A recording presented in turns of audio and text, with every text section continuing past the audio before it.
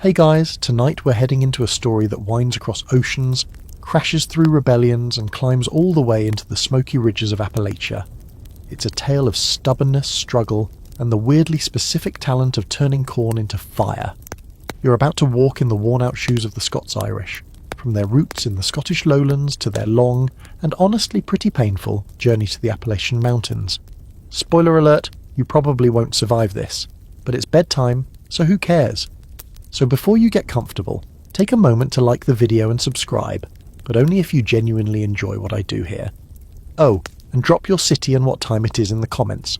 I love knowing where and when these stories find you. Now, dim the lights, maybe turn on a fan for that soft background hum, and let's ease into tonight's journey together. You're standing on stony Scottish ground in the early 1600s, somewhere in the borderlands between Scotland and England. The air tastes like peat smoke and sheep's sweat, and your boots sink into boggy patches with every third step. This is not a peaceful place. It's a long, worn-out stretch of hill country where families feud for generations over stolen cattle and vague insults. The Crown calls you a border reaver, which is a fancy way of saying you and your kin are pretty much armed robbers with family crests. But you didn't ask for the job. You were born into it. Your family's been scraping by on this edge-of-the-world land for so long, it's basically in your bones now. You live off oats, barley, and anything you can trap or lift. The law up here is flexible, depending on who's enforcing it and whether they have a sword. Then King James VI of Scotland becomes King James I of England, cue royal identity crisis, and decides this whole lawless frontier thing is a bit of a problem. So he hatches a grand plan. Settle your kind in a new territory to stabilise things and keep his more Catholic subjects in check. Enter Ulster. Ulster is the northernmost province of Ireland, and it's wild in a different way. Think rolling green hills, rain that drizzles sideways, and Catholic chieftains who are definitely not excited about a bunch of Scottish Protestants moving in next door. But James has power, and he's tired of your family's brand of chaotic neutral. So when he offers land in Ulster, it's not really an offer. It's a political shoe out the door. You don't own land in Scotland anyway. You rent it, or more accurately, you're allowed to survive on it, so long as you don't complain too loud. The idea of your own farm, even in hostile Irish territory, actually sounds okay? So you pack what little you have, wool clothes, salted meat, and a book of psalms, and you take a ship across the Irish Sea. It's not a long crossing, but it might as well be a galaxy away. You step off the boat in Ulster into a place that feels both familiar and completely foreign. The stone walls remind you of the home, but the accents are different. The tension is thicker, the land is fertile but full of resistance. You're now a planter, part of the plantation of Ulster. Sounds like a nice gardening project, but it's a strategic colonisation campaign. You build your thatch-roofed home while Irish eyes watch from tree lines. At first, the new life is hard but promising. You grow oats, flax and barley. You learn which sheep die quickly and which ones don't. You speak Scots, a rough dialect of English laced with Gaelic growls, but you pick up bits of Irish and manage to trade and survive. Your Presbyterian faith becomes a badge of identity. Clean, stern, and suspicious of ornamentation, compared to the Catholicism that still pulses through the countryside. But tensions don't just simmer here, they boil.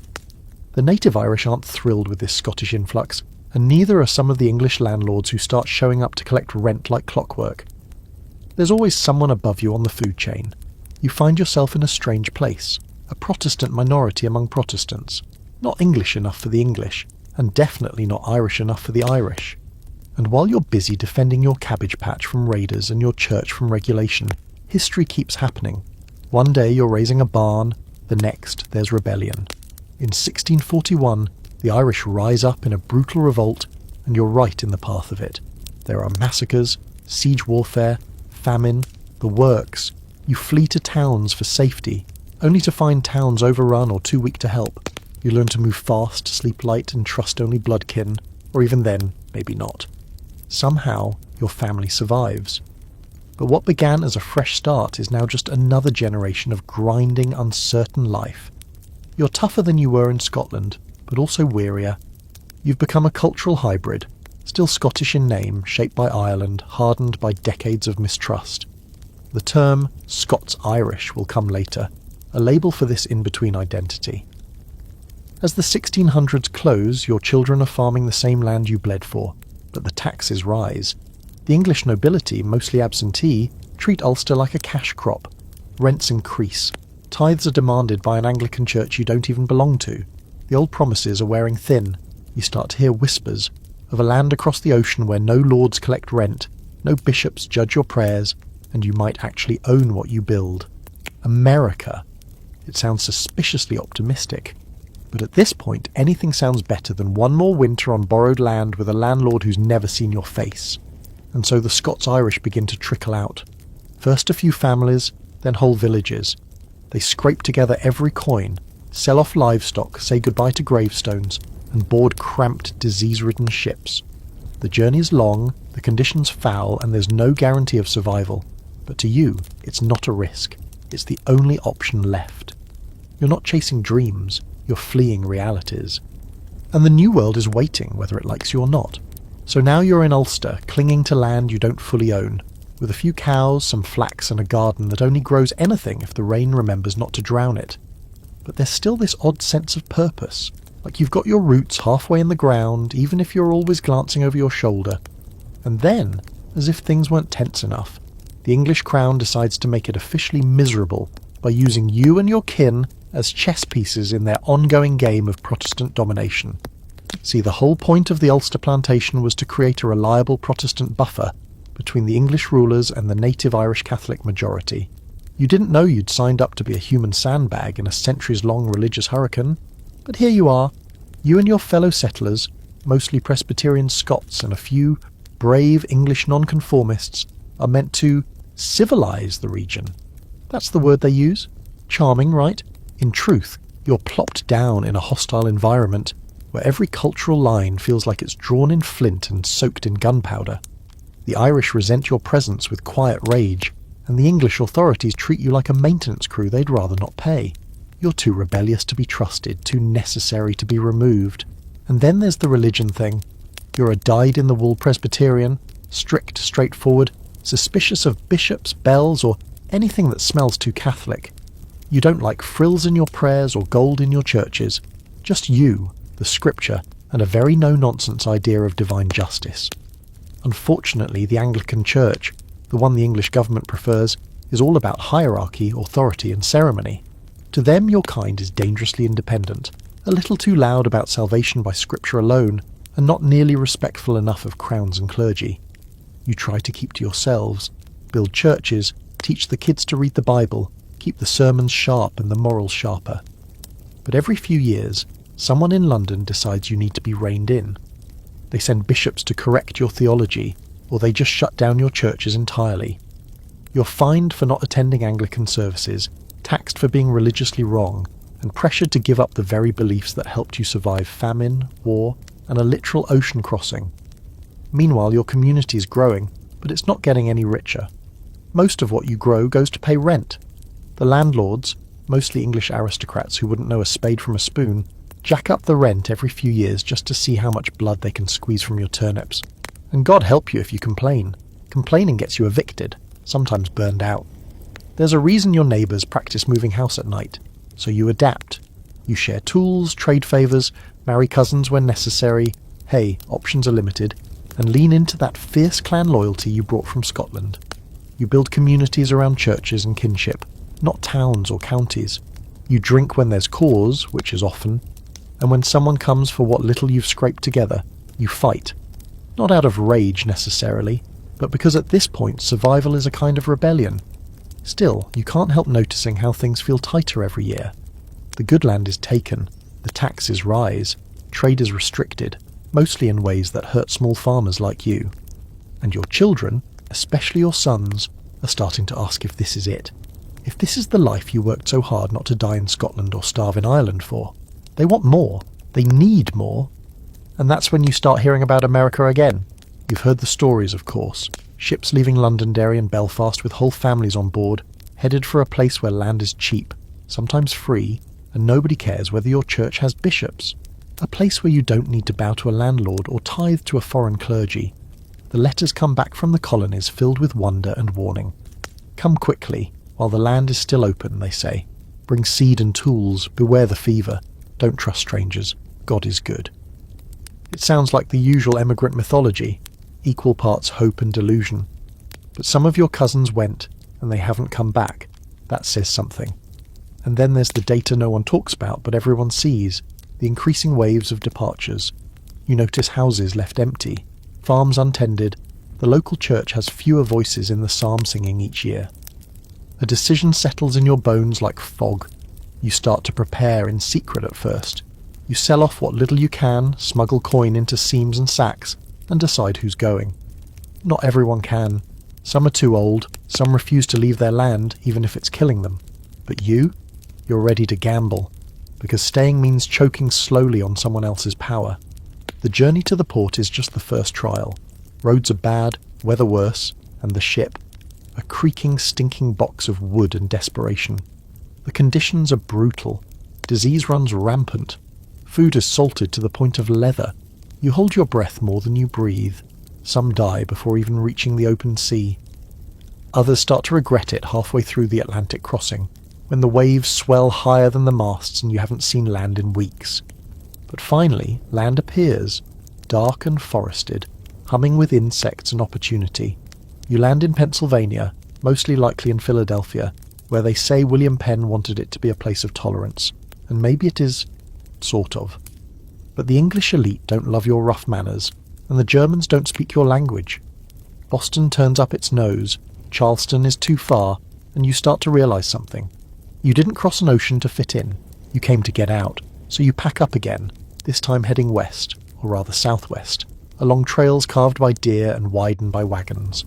The Great Wagon Road, they call it. It winds down through the Shenandoah Valley, past tidy farms and into the shadowy curves of the Blue Ridge. It's not easy. You ford rivers, lose wheels, bury children, and eat more cornmeal than seems medically advisable. But you keep going, because there's still land, rough, forested, unforgiving, but yours. Appalachia isn't much to look at. Not yet. The soil's stingy, the winter's sharp, and the neighbours far too close when they're mad and too far when you need help. But it feels like something you've never had before. Freedom on your own terms. The kind of freedom that asks for your back, your blood, and your silence, but doesn't charge rent. You've gone from lowland raider to Irish planter to colonial refugee, and now you're something new. A settler in the mountains, a Scots-Irish soul in the heart of Appalachia. You're here now. Appalachia. You don't call it that, not yet. It's just the mountains, or the ridge, or maybe over yonder, if you're feeling poetic. But you've arrived. Finally. This is the edge of the world as the colonies know it, and frankly, it's a relief. Nobody's breathing down your neck to tithe or pay rent, and you haven't seen a powdered wig in weeks. Sure, the land is rocky, the weather unpredictable, and the bears more socially available than your nearest neighbour. But it's yours. Yours to fight for, to break your back over, and maybe, just maybe, to pass on.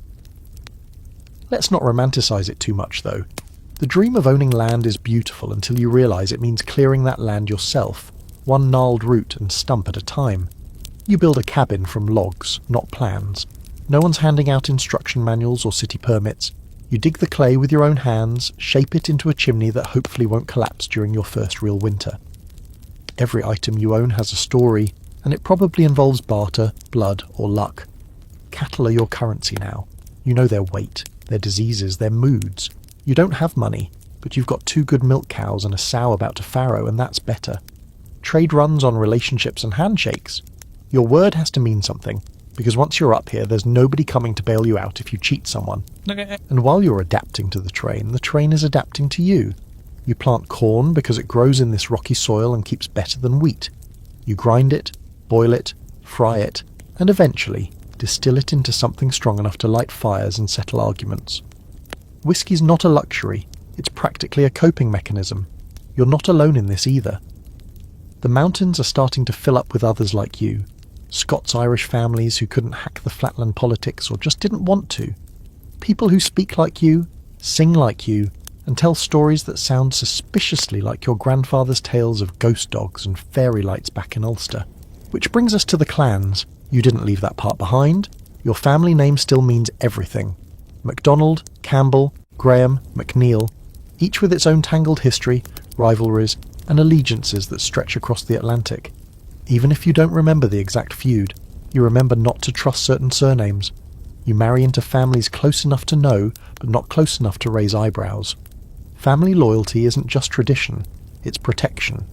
The law, as usual, is too far away and too uninterested to help with day-to-day problems. So if someone wrongs you, you don't go to court, you go to your kin. Justice is often homebrewed, and grudges age like whiskey, stronger over time, and the violence, it's there, always. Low level, background static. You're surrounded by forests that still belong, in spirit if not in law, to indigenous peoples who know these trails better than you ever will. The Cherokee, the Shawnee and others don't exactly welcome your sudden appearance with rifles and axes. You've heard stories about attacks, some real, some wildly exaggerated, and you prepare accordingly. You keep a flintlock above the hearth, you teach your children to keep quiet at night, and you plant your fields with a view of the trail so you can see who's coming and decide fast whether they're friend or not. You don't trust outsiders, but you're deeply connected to the ones already here. Communities form around churches and graveyards, small wooden schools and shared mills. The nearest preacher is likely also your cousin, and possibly a blacksmith.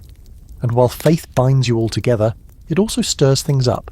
You've carried your Presbyterian roots across the sea, but you've had to adapt. There's no centralised authority, no proper synod, so you worship in barns, in fields, in clearings.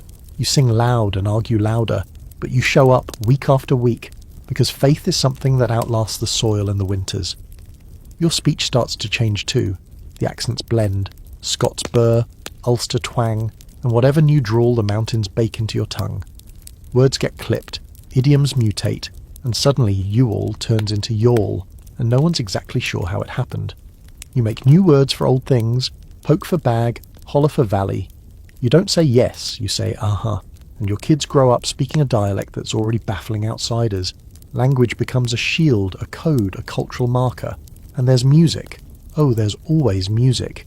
You brought fiddles over in your sea chests, tucked between wool blankets and family Bibles.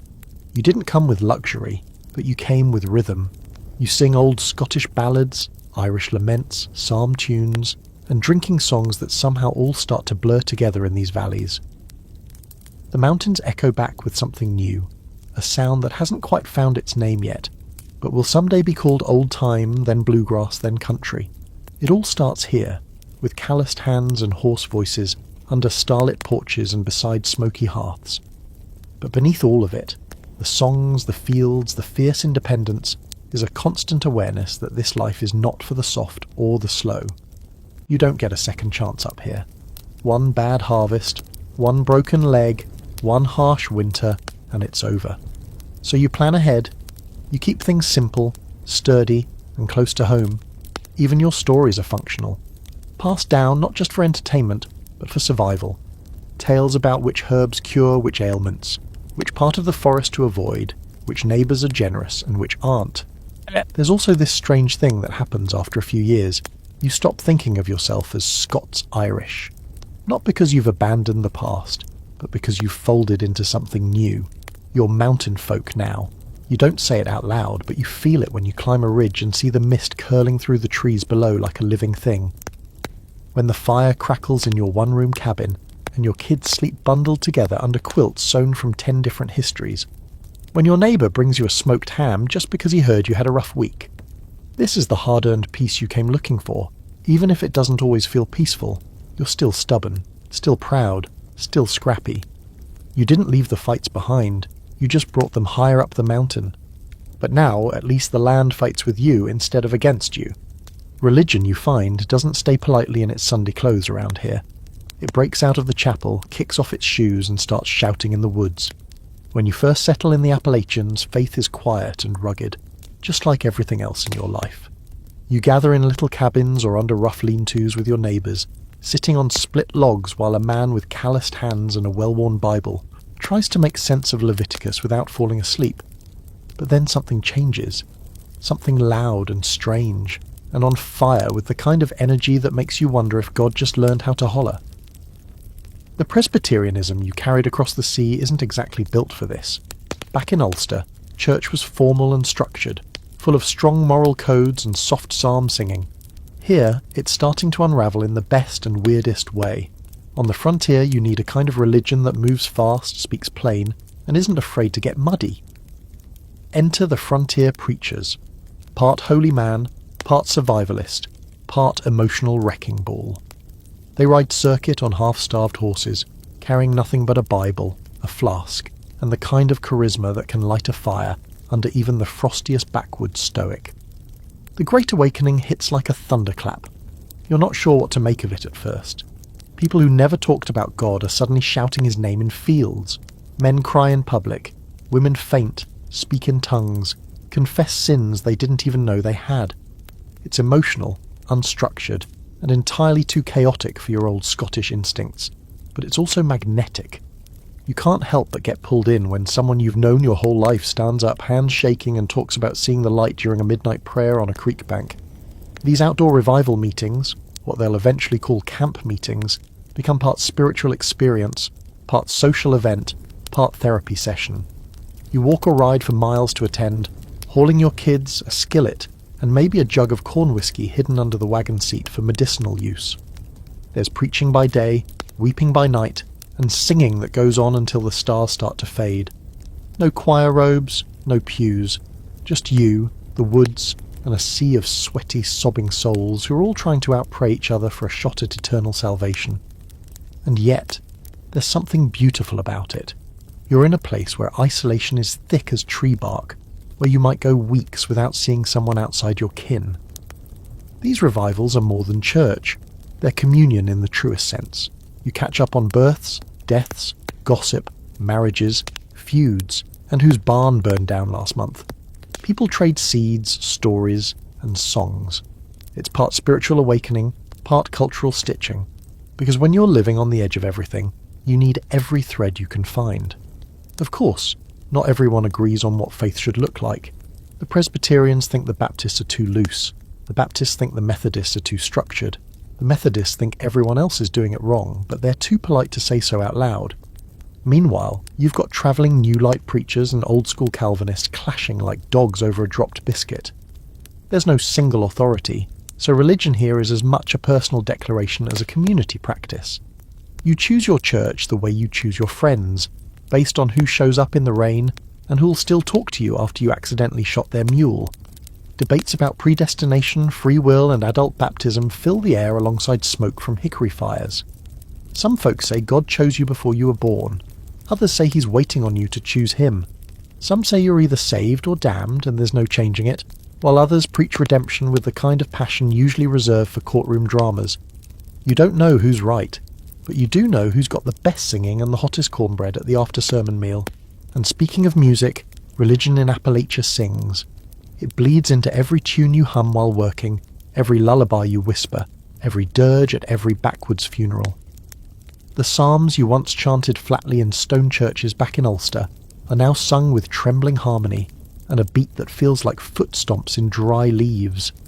Shape note singing spreads like wildfire, a strange mathematical form of music notation that lets people who can't read music still belt out four-part harmony with the power of 1,000 aching souls. No instruments needed, just lungs, grit, and the will to sing truth louder than doubt. Religion also fills the role that institutions back east tend to hold. There's no courthouse nearby, no school for 100 miles, no doctor you'd trust not to accidentally kill you with a poultice made of possum fat and powdered bark. But your preacher. He'll teach your kids their letters, marry your daughter, deliver your wife's baby, settle a land dispute, and then preach your funeral, all before Sunday supper. Faith isn't just belief here, it's infrastructure. And yet, there's always this push and pull, a tension between the strict, solemn roots of your Scottish Presbyterianism and the wilder, looser spirituality of the frontier. You hear of snake handlers a few ridges over, folks who take Jesus' words a little too literally, others who predict the end of the world every 6 months and are real disappointed every 7th. Then there are the backwoods mystics, those who mix scripture with herb lore, dreams with prophecy. They're not quite witches, but they're not quite not witches either. You avoid eye contact and let them be. There's a debate still lingering. Scholars haven't quite agreed on how much of this emotional, open-air, community-based religion was born purely in Appalachia and how much was carried in and shaped by the land. Was it the terrain that stripped the structure away? Or was this flavour of faith always dormant in your people, waiting for a place wild enough to let it out? Either way, you've changed. Religion isn't just about salvation anymore. It's about identity. About surviving the dark winters and the child deaths and the broken tools and the long, bitter silences between visits from someone who remembers your name. You don't pray for comfort. You pray for rain, for strength, for a sow that won't roll over on her litter, and sometimes you pray just to hear your own voice in the stillness. This kind of faith isn't clean, it's not polite, but it holds you together like rough stitching, ugly but strong. You kneel in mud, hands cracked from work, eyes blurry from smoke and tears, and you talk to a God you can't always explain but absolutely believe is listening. And somehow in the shouting and the silence, in the chaos and the candles, you find something you never had before. A sense of home, not just in the land, but in your soul. Let's talk about the one thing that always seems to break a person before anything else does. Money. Or more specifically, lack of it. You're in the mountains now, living on your own land, or at least on land no one's yet come around to evict you from. But the echoes of landlord tyranny haven't exactly faded. The trauma of rising rents and greedy absentee landowners from your Ulster days still clings to your bones like mildew in a damp cabin. So when you hear that land is free here, you clutch it with both hands. But nothing as usual is ever quite that simple. You see, this part of the world, this snaky, forest-choked stretch of Appalachia, isn't exactly charted. There are no clear deeds, few surveys, and even fewer laws that anyone enforces unless someone's already been shot. You claim land by squatting on it, clearing it, and holding it like a dog with a bone. That works for a while, until someone shows up with a piece of paper that says they own it, or a better gun than yours, or a friend in the territorial legislature, and then you're back to fighting, sometimes in court, more often in your yard with powder smoke hanging in the air like morning fog. But rent, the horror of it, returns anyway, just in different clothes. Instead of an Irish landlord in a manor house, it's a land speculator in Richmond or Philadelphia who's never even seen these hills. He bought a chunk of wilderness on parchment and now thinks it's time for you to cough up payment. And you? You were just getting comfortable. You cleared the trees, built the cabin, planted the corn. You watched your children get born and buried under that soil, and now someone says it's not yours? You burn the letter, you load your rifle, and you pray the road stays quiet. Sometimes you cave. You offer payment in the only currency you've got. Corn, hogs, or whiskey. And if they won't take that, well, maybe they'll take nothing at all. That's the tipping point for a lot of mountain folk. When the formal economy breaks down or never bothered to show up in the first place, you build your own. It's part barter, part trust, and part stubborn refusal to use any coin stamped with a king's face or a banker's promise. You trade work for goods. You lend tools and expect them back 3 moons later, plus a favour. You sell extra crops down the ridge in towns that squint at you like you're from another planet. Which, to be fair, you sort of are. But the real gem in this raw economy? That's corn. And not just as food.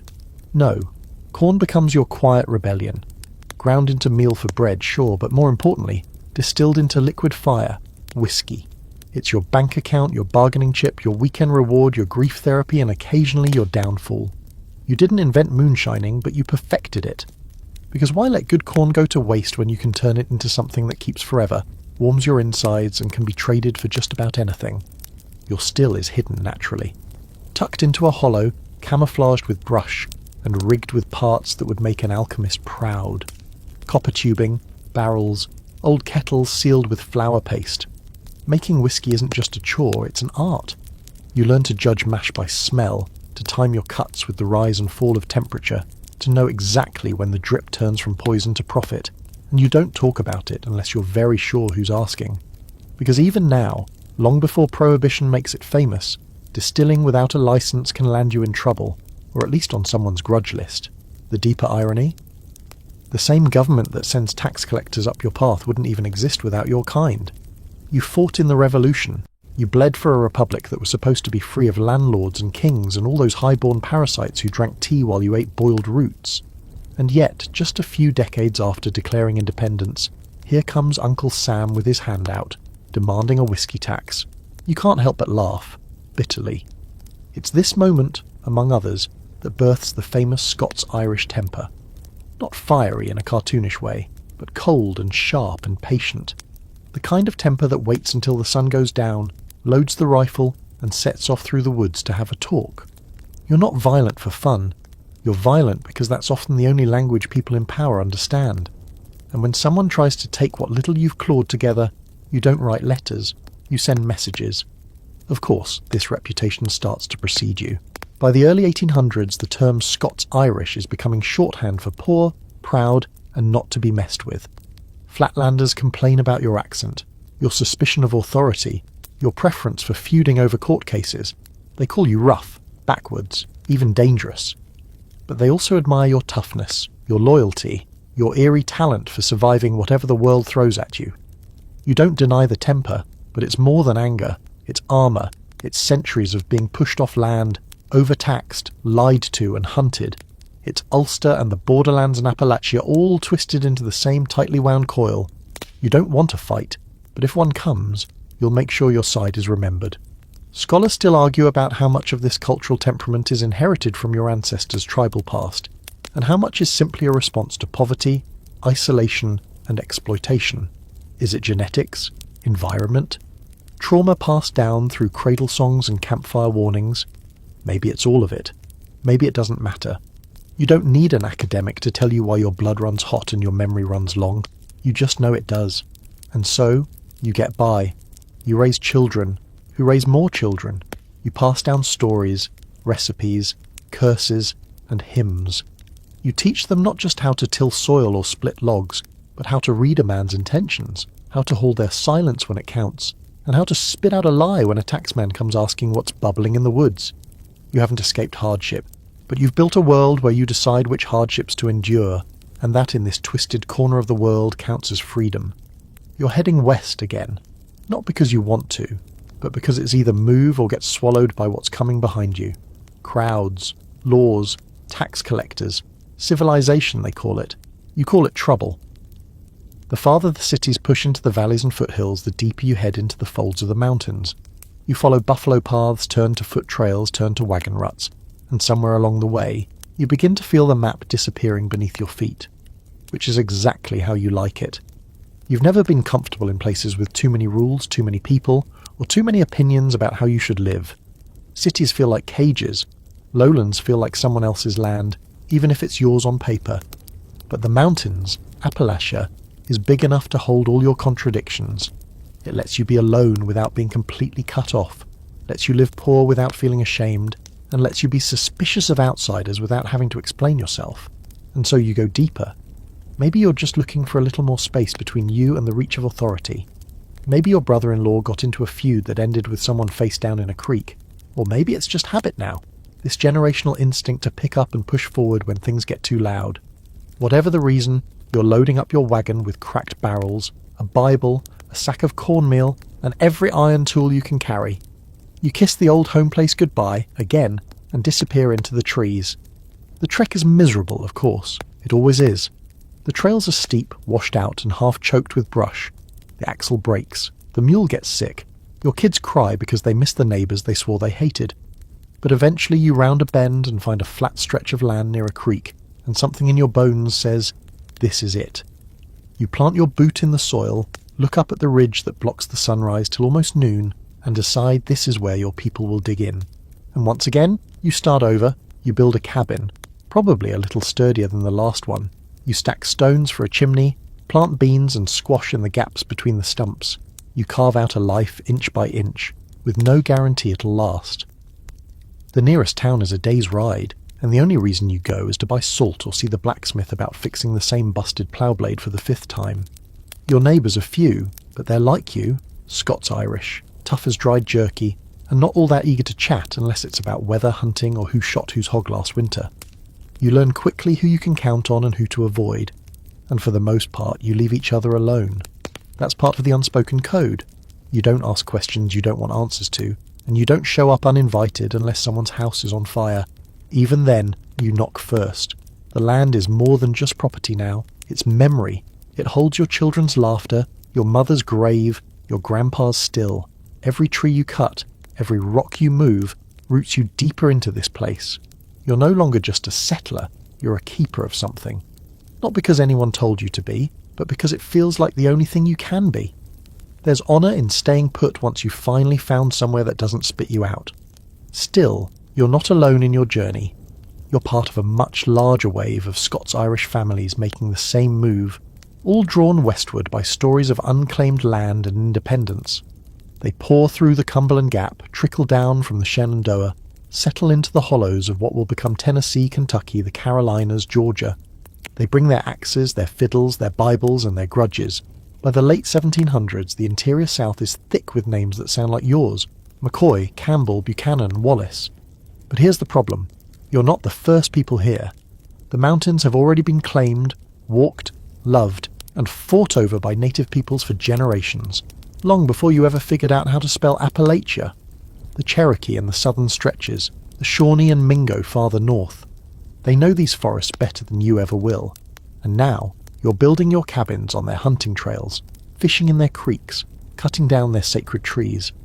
You don't see them often, not at first. They move like ghosts, silent and swift, keeping their distance. But the tension hangs over everything, like a thunderhead that never quite rolls in. Every stick that snaps in the woods makes your pulse jump. Every dog bark at night makes you reach for the rifle. You want peace, but you also want the land. And those two things, it turns out, rarely get to live in the same house. Some scholars argue that the Scots-Irish were natural allies of the frontier, that their hardened history made them sympathetic to indigenous resistance. Others say you were just another settler group, wrapped in the same self-righteous belief that your God wanted you to have this land. The truth is probably somewhere in the smoke. Like most things, you weren't monsters, but you weren't saints either. You were just people, desperate, tough, and tired of being pushed around. And the government? Oh, they're more than happy to let you do the dirty work. They want those western territories settled, but they don't want to pay armies to do it. So they let you go first. Hardy, half-wild, semi-expendable. You tame the wilderness with your blood and axes, and once it's safe enough for proper roads and real towns, they show up with surveys and taxes. Classic. But still, you endure. Because endurance is what you do. The land might be steep, but your will is steeper.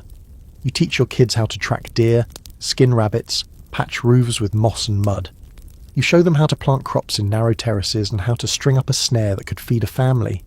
And maybe most importantly, you teach them never to trust someone who talks too smooth and wears shoes that look too clean. Your culture deepens, hardens, sharpens. You no longer think of yourself as an immigrant. You're not Scottish anymore, not really Irish either. You're something new, a mountain person, a creature of hollows and ridges, of low expectations and high resilience. You don't ask for much, just land you can work, food on the table, and enough peace to keep your family out of someone else's feud. By now the East has forgotten you, and you're fine with that. You came here to be forgotten. You came here to disappear, and in doing so, you became something unforgettable. Let's get something straight right now. When you finally land in America and set foot in the so-called New World, it's not exactly rolling out a tartan welcome mat for the likes of you. You arrive poor, rough, and already a little suspicious of anybody who isn't family. The big coastal cities, Boston, New York, Philadelphia, they give you that look. You know the one, like you tracked in mud from a place they've only ever heard about in old sermons and bad jokes. You're Scots-Irish, which to them might as well mean penniless trouble with an accent. Philadelphia, bless it, tolerates you. Barely. You're not Anglican, so the English elite eye you sideways. You're not German or Quaker, so there's no built-in community to absorb you. You show up in your coarse wool clothes, speaking fast and clipped, hauling kids and Bibles and a lot of emotional baggage about landlords. The city folk think you're uncultured, loud, and possibly dangerous. They're not entirely wrong, but also not entirely right. You just don't blend. You never blend. Boston? Forget it. That's a city that likes its tea hot, its morals cold, and its neighbours predictable. You're none of those things. Your brand of religion is too emotional, your sense of humour too dark, and your politics. Well, what politics? You don't have time for that nonsense. You're trying to feed your family, not argue over taxes on molasses. So Boston shuts you out before you even knock. It smells the Ulster smoke on you and says no thanks. So you move on, southward, westward, away from the ports and past the ploughed fields. You follow rumours, trails, old animal paths that have slowly been worn into roads by wagon wheels and bare feet. You follow the Great Wagon Road, the dirt artery that runs down from Pennsylvania into the Shenandoah Valley, and keeps curling through the hills like it's trying to avoid being pinned down. And honestly, it's the perfect road for people like you, slippery, unpredictable, and headed toward land nobody else seems to want. You're not the only one on this path. There are others like you, wave after wave of Scots-Irish families who've had enough of cities that treat them like disease vectors. They're rough too, loud, independent. They've got the same frontier glint in their eyes and the same willingness to camp under their wagon, if it means getting 1 mile closer to owning a patch of land. You start recognising surnames. Some are cousins. Some are people you don't speak to anymore because of that whole pig dispute 2 counties back. Doesn't matter. You're all moving in the same direction. The road is brutal, muddy when it rains, dusty when it doesn't. It snakes through forests where wolves still howl at night, and every now and then you pass a burned-out wagon that makes you wonder who didn't make it. But it's also freedom. Every mile you put between yourself and those smug cities is a mile closer to a life where no one taxes your grain or asks if your faith has a bishop's approval. You start to hear about the land, down in the valleys, nestled between jagged ridges that seem to scrape the clouds.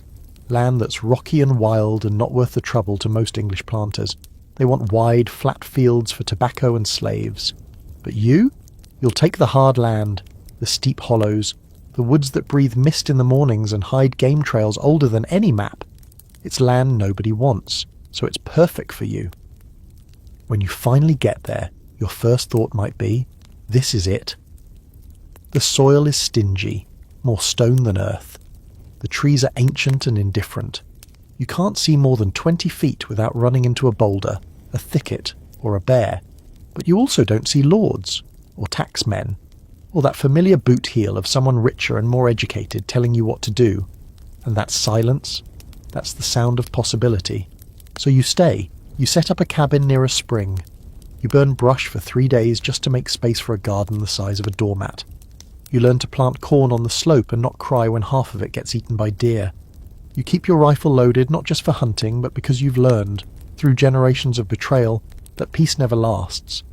The townfolk think you're primitive. They don't get it. They look at your rough clothes and thick accent and assume you couldn't make it in their world. But what they don't realise is, you chose this. You chose the edge, the isolation, the back-breaking work. Because this is the first time in your whole cursed lineage that no one is breathing down your neck for rent or tithes or tribute. You are at last left alone. Mostly. The truth is, even out here you're never completely free of outsiders. Every so often someone comes riding up your trail, usually a preacher, a tax collector, or a relative you were hoping died at sea. And when they come, they bring questions. Sometimes those questions are about your land claim, sometimes about your crops, sometimes about your whiskey, which you definitely don't make, definitely don't sell, and definitely don't store under the floorboards in the barn, no sir. But the deeper you go into the hills, the fewer questions get asked. You start to realise that the land doesn't care where you came from. It doesn't care about your accent, your faith, your rage. It only cares whether you can outlast it. And you can. You will. Because your people have been outlasting impossible things for centuries. There's debate among scholars, of course, about how much you were pushed versus how much you were pulled into Appalachia. Some say it was economic necessity. Others say it was cultural. Your fierce independence made the frontier the only place you could really thrive. Still others argue it was the only path left to a people too stubborn to change and too proud to beg. Maybe it's all of those. Or maybe it's just that you saw the mountain and said, yeah, I can take that. And now that you're here, the land becomes part of you. It shapes your habits, your speech, your faith. It teaches you which roots heal and which mushrooms kill. It gives you a soundtrack of cicadas and whip-poor-wills and creeks that hum like lullabies under the moonlight. You stop looking back. There's no Ulster anymore, no lowlands, no King's Road, just ridge and sky and whatever you can carry in your heart, and you carry a lot. The trail that brought you here, rough, winding, packed with wagons, footsteps, and stubborn hope, has a name now. Folks start calling it the Great Wagon Road, though most days it feels like the Great Wagon Rut, the way your wheels get stuck in it. But for the Scots-Irish, it's more than just a way south. It's a lifeline, a freedom funnel that pours your people out of the crowded mid-Atlantic cities and into the belly of the Blue Ridge. If you keep following it, you'll pass through the Shenandoah Valley, where the soil's decent and the views are better, then down through the Carolina Piedmont, and, if your luck holds, even deeper into mountain country where the ridges start stacking like dominoes and the air smells like pine and independence. The road isn't paved, of course, not unless you count the scattered stones, broken wheels and dead dreams littered along its path. It's a mix of ancient animal trails, native trade routes, and whatever half-cleared track the last wagon made before yours. Sometimes it disappears entirely, swallowed by river crossings or thick forest. You keep going anyway, trusting your gut, your mule, or that one cousin who swears he's been this way before. He hasn't. And you're not alone. All around you are others making the same gamble. The road becomes a community of its own, temporary, gruff, mostly tired. There are Germans with iron pots and songs you don't understand. Free black families moving with quiet urgency. English dissenters who quote scripture like it's punctuation. But most of the people trudging this trail with you are just like you. Scots-Irish, scraped raw by empire, chasing land and a little bit of peace. You start to notice patterns. The way your people settle in swells, first into Pennsylvania, then Virginia, and then south, always south, curling along the spine of the mountains like smoke. You rarely stay in one place long unless the land gives back. If it doesn't, you move, and if it does, you hold on like a snapping turtle on a boot sole. The Great Wagon Road isn't just a migration route. It's an artery of culture, bleeding Ulster into Appalachia with every footstep. You carry your language, fast, clipped, spiked with vowels that confuse even the English. You carry your stories, full of ghosts, second sight, and deals struck at crossroads. You carry your faith, your feuds, your songs, and your recipes. And slowly the road becomes lined not with milestones, but with memory. Eventually you find a place to stop. Maybe it's the valley below a ridge, or the stretch beside a creek with trout fat enough to fill a skillet. You park the wagon, unload the tools, and start building, not just a cabin, but a life. You meet neighbours who showed up the week before and already have an opinion about your fence line. You plant corn, chase off deer, hang a kettle in the hearth, and listen for panthers at night. Civilization, in your world, begins when you light the second fire, and then, like always, others follow. The road doesn't end just because you stopped. It keeps flowing behind you, pouring in cousins, friends of cousins, and that one uncle everyone hoped stayed in Ireland. Soon, your hollow has a church, then a school, then a general store run by a man who talks too smooth to be fully trusted.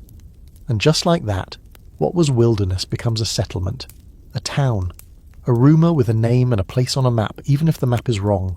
Still, this kind of life demands a flexibility most folks don't understand.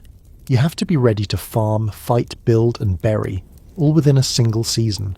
You grow your own food, sew your own clothes, and if you don't know how to fix a wheel axle, you learn fast or you don't get far. You teach your kids everything you know, plus a few tricks you learned from watching the neighbour who's missing 3 fingers, but somehow still chops wood better than anyone else. And even in the wildest stretches of the road, there's a kind of rhythm to life. You rise with the sun, feed the animals, check the traps, hoe the corn, and fall asleep with the bones of your day already aching. Every now and then someone from town comes through and brings news from far-off places. You nod politely and pretend to care, but deep down you already know the important things. Whether the rains are coming, whether your neighbour's cow calved, and whether the preacher's daughter ran off with that fiddler after the last revival meeting. Here's the thing though, the deeper you go into the hills, the more the outside world starts to forget about you. And frankly, you prefer it that way. Let them laugh at your accent and write pamphlets calling you white savages. Let them debate your IQ in coffee houses while you're out here splitting rails and trying to keep raccoons out of your corn. You didn't come here to be part of their world. You came here to build your own, but you're not immune to the slow creep of change. Roads improve, towns grow, and eventually people start talking about forming counties, holding elections, raising militias. You nod and smile, but you keep your powder dry in your ear to the wind. Because every time authority promises help, it tends to come with a bill. You've seen this story before, in Scotland, in Ulster, in Pennsylvania. You know how it ends. Still, the wagon road continues on. By the early 1800s, it stretches like a long spine down into Georgia, Tennessee, and beyond. People keep moving along it, pulled by the promise of land and pushed by the chokehold of the coast. Some leave because they have to. Others leave because they just can't sit still. But you leave because the mountain keeps calling, and because every time you hear about another ridge, another stream, another untouched valley, it feels like a dare. Some scholars argue that the Scots-Irish were less a community and more a process. That's a fancy way of saying your people were always moving, always reshaping themselves, like a river carving through rock. You weren't meant to settle, you were meant to flow. But here, finally the river slows. The hollows grow familiar. The road behind you fades into legend, and the road ahead, well, it can wait. You hang your hat, take a long look at the fire you built, and for the first time in maybe a century you think, maybe I'll stay a while. There's a funny thing about the land you finally settled. It's the kind no one else wanted. Flatlanders looked at these mountains and said, too steep. The planters said, not enough soil. The speculators said, can't build a proper road through that mess. But you looked at these ridges rising like the spines of sleeping giants, heard the wind slipping through the gaps like a whisper in your own language and said, this'll do. You're in Appalachia now. Real Appalachia. The spine of the continent twisted and ancient, older than the Rockies, carved by time and water and endless patience. There's no straight line here, not in the roads, not in the rivers, not in the people. Everything bends, curves, settles in its own rhythm. You get used to walking uphill both ways, and you get used to being ignored by the rest of the world, until they want something, of course. The land isn't generous, but it's honest. What you get from it, you earn. You dig with a mattock until your back stiffens and your hands split. You coax beans and squash from soil that's more rock than dirt. You plant corn because it grows tall even when hope doesn't. You build your cabin from the trees you cut, and every log in the wall reminds you of the blisters it cost. You sleep beside your rifle, not for romance, but because out here safety is a personal responsibility. There's game if you know where to look. Deer, turkey, squirrel, lean protein on 4 legs. You set traps, walk trails, and teach your sons the difference between tracks and shadows. The forest is food, fuel, and sometimes threat. You respect it because it could kill you without blinking. You also love it, even if you'd never admit it out loud. And there's water, thank God. Springs that burst from mossy stones like miracles. Creeks that run clear and cold enough to numb your bones, if not cleanse your sins. You build your cabin near one, and its gurgle becomes background music to your life.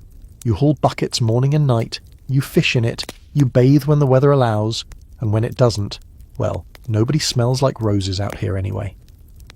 The air, it's clean, sharp, wild. It smells like pine, smoke, and damp earth. The kind of air that clears your head and cuts through whatever fog your thoughts were hiding behind. You breathe deep, and don't even realise how badly you needed it until your lungs stretch out like they've been asleep. And the views, well, those are your riches. You stand at the top of a ridge at dawn, watching light spill like melted gold over the treetops, and for a moment, just a moment, you feel rich. Not in coin, not in title, but in something deeper. Like you've finally laid claim to a piece of the world that can't be taxed, stolen, or paved. But don't mistake all this for paradise. The land may be honest, but it's not forgiving. Your crops fail more than they thrive. Your livestock wander off, get taken by bobcats or disease. A hard frost in May can ruin your whole year. And when winter comes, it doesn't ask if you're ready. It just drops, like a stone, and dares you to survive. You patch your roof with bark and whatever cloth you can spare.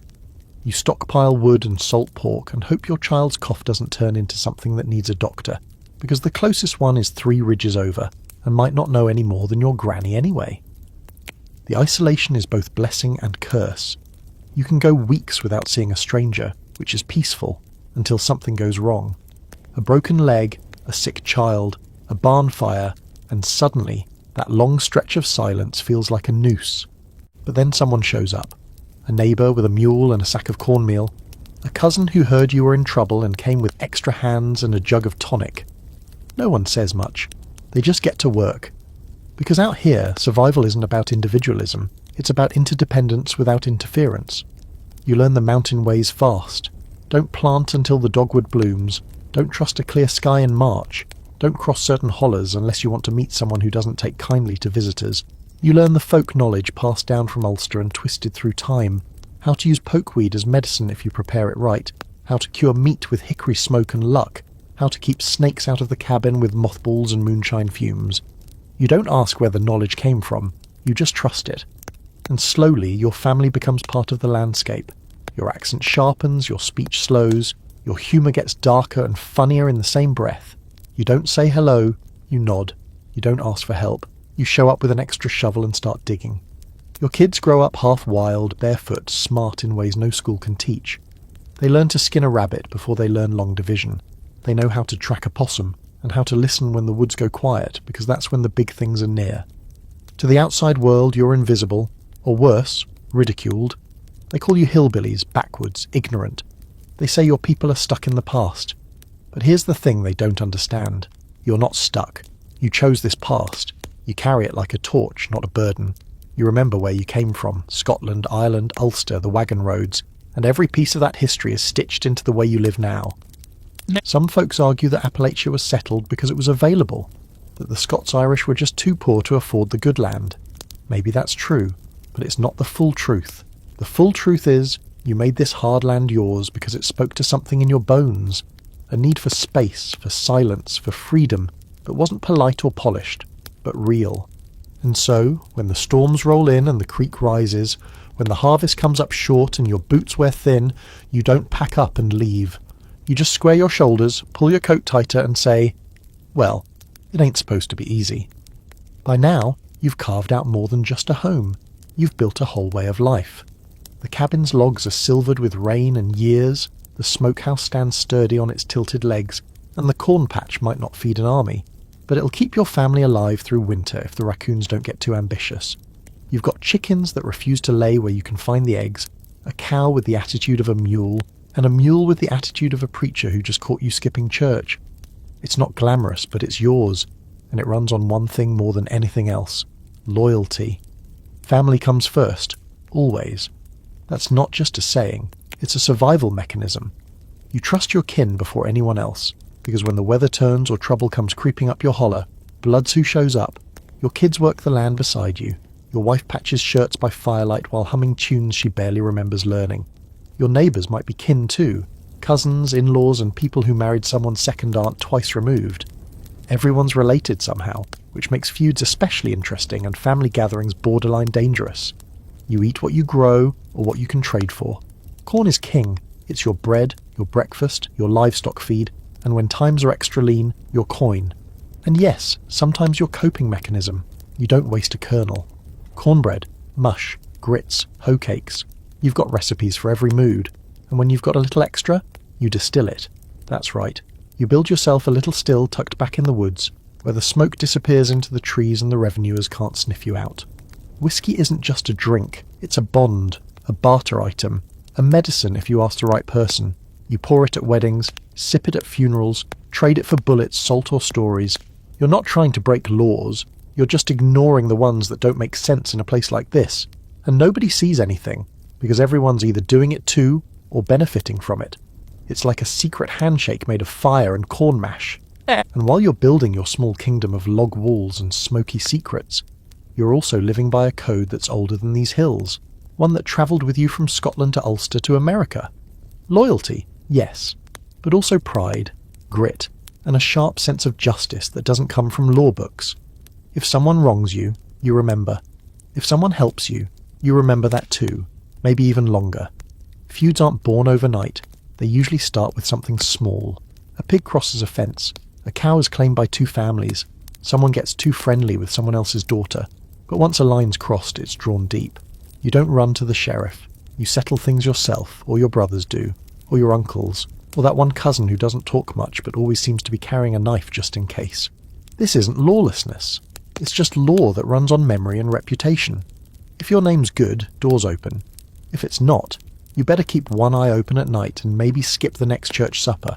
You teach your kids that a handshake matters, that your word is your signature and your actions write your legacy. Not because you're noble, but because trust is the only currency more valuable than corn. And speaking of church, you still go. Maybe not every Sunday, and maybe the preacher's more boot-wearing than Bible-thumping, but it's part of your rhythm. Services are simple, hard benches, louder-than-needed hymns, sermons that veer off into stories about mules, storms, and that one verse in Leviticus that seems to apply to everyone's sins, conveniently.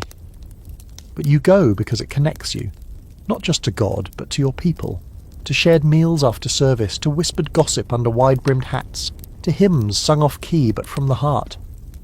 Your faith, like everything else out here, is homemade. It doesn't rely on stained glass or steeples. It lives in quilted blankets and dinner tables and whispered prayers over sick children. It's practical, not showy. God's not someone you fear so much as someone you talk to when the creek rises or the beans won't sprout. And if he doesn't answer, well, you've got grit and a good hoe. That'll get you through most days. Education's another thing you make do with. If you're lucky, there's a one-room schoolhouse within walking distance, by which you mean a half-day's walk for a kid with strong legs and questionable shoes. The teacher's probably just a little older than the students and makes less than a barrel of corn whiskey a year, but she tries. You send your children with slates and tin lunch pails and hope they come back, knowing enough to read the Bible and maybe write their own name without swapping the letters around. And music. Don't forget the music. Evenings, after the work is done and the air gets soft, you pull out the fiddle, or your boy does. Someone else thumps a banjo, and maybe Granny hums a harmony that sounds like a memory from before the Revolution. The music is old, bent through time, carried in the bones. Ballads from Scotland, laments from Ireland, a few psalm tunes twisted into mountain hymns, songs of murder, loss, longing, and the occasional absurdity involving a drunken rooster or a lovesick possum. This is how culture survives. Not in libraries, but in kitchens. Not on stages, but on porches.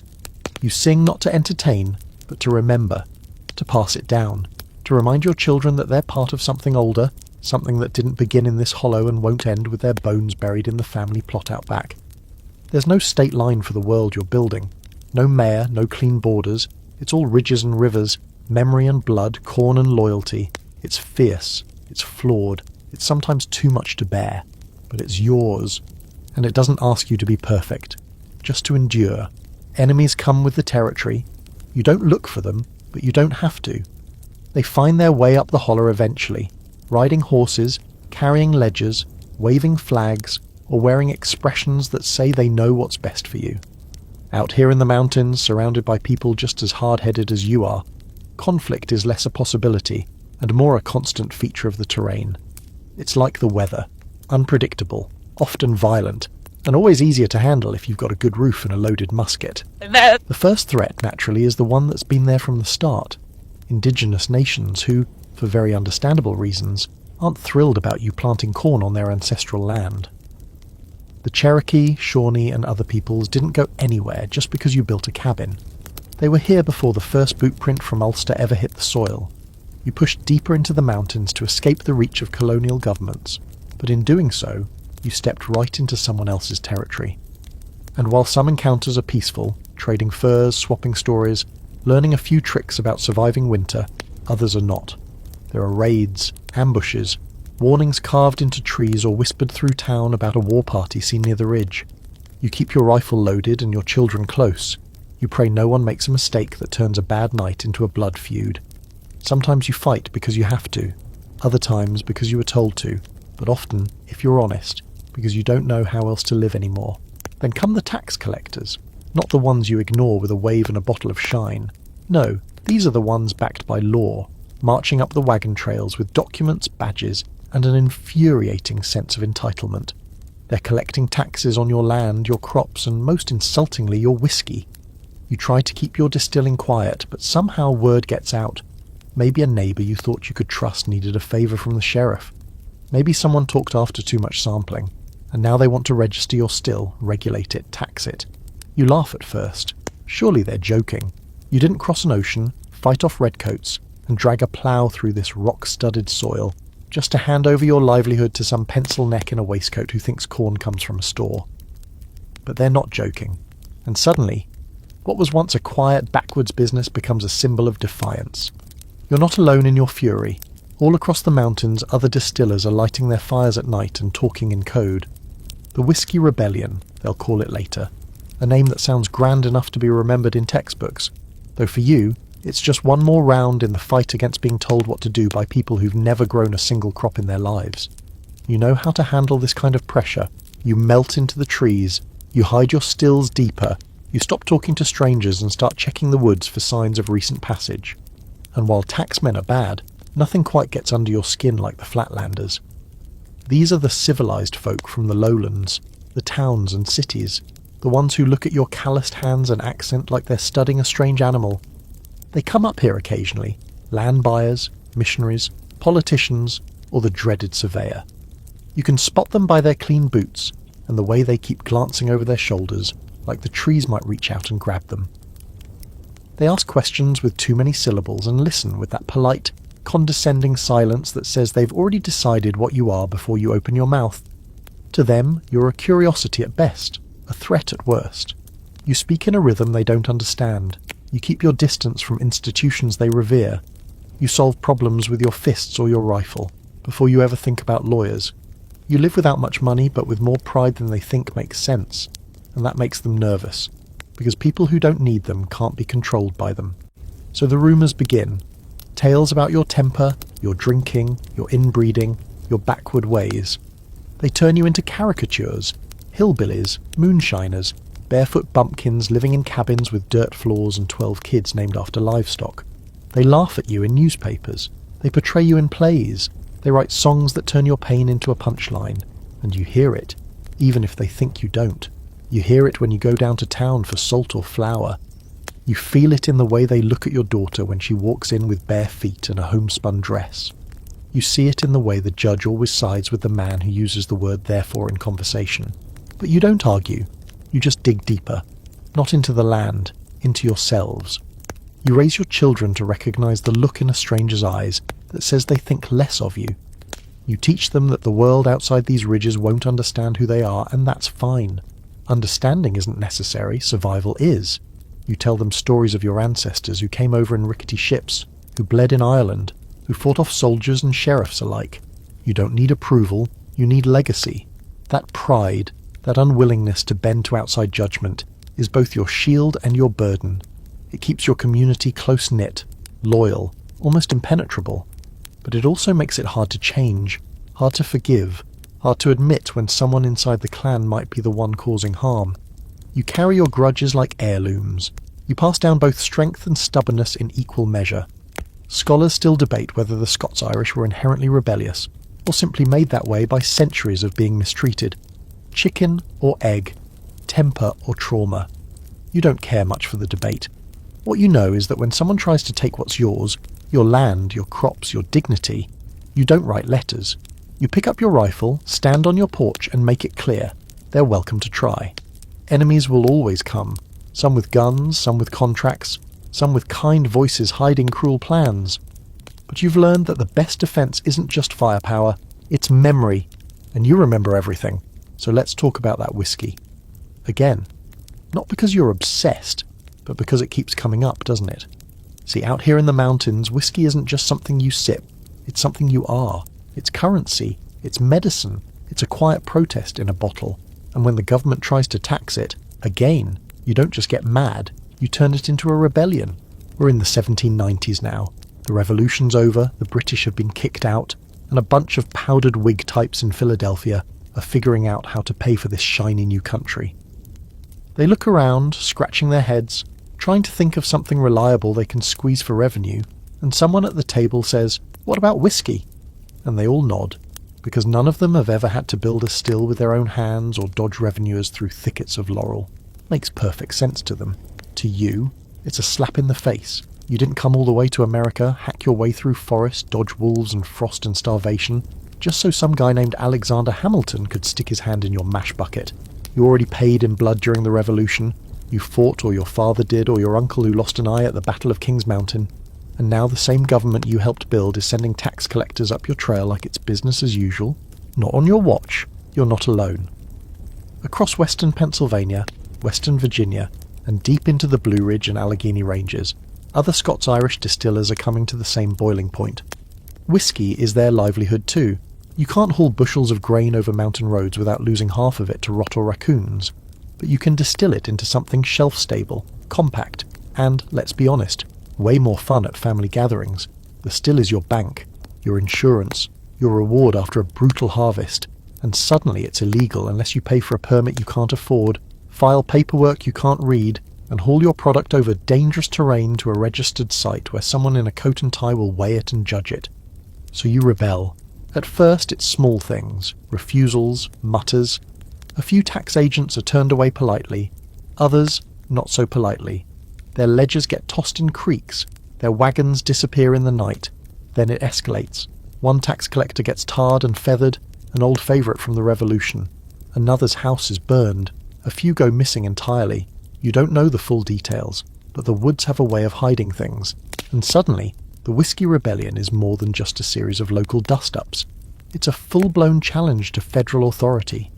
George Washington himself rides out at the head of a militia to put it down, which is rich considering he probably drank a fair bit of untaxed whiskey himself. But even he knows, this isn't just about booze, it's about power. Who gets to make the rules, and who gets to say, not here, not in these hills? You watch it all unfold with that familiar Scots-Irish expression, equal parts defiance and exhaustion. You've seen this before, back in Ulster, back in Scotland. The face of power never changes, no matter how democratic it claims to be. It's always someone in a fancier coat telling you that your way of surviving is a problem. That what you've built with your hands and your sweat and your silence is suddenly illegal. And yet the mountains protect you. They always do. The rebellion fizzles out in the lowlands, but up here, the stills keep bubbling. You just hide them deeper, cover the trails with brush, set traps for anyone too curious. You don't talk about it openly, but you know who's running shine. You can smell it on their clothes, see it in the satisfaction of someone who just traded a jug for a pig and a length of rope. The government pretends to win, of course. They publish newspapers that say the rebellion has ended, order has been restored, taxes are being paid. But everyone in Appalachia knows better. You're not paying a cent. Not because you're lawless, but because their laws don't apply up here unless you decide they do. The ridge is your courtroom. The pines are your jury. The only justice you respect is the kind that shows up with a firm handshake or a loaded musket, depending on the mood. You pass the knowledge down. Not just how to make whiskey, but how to protect it. Your kids learn the right time to harvest corn for mash, how to test proof with a spoon and a flame, how to spot a stranger pretending not to be watching. And they learn something even more important. Resistance is normal.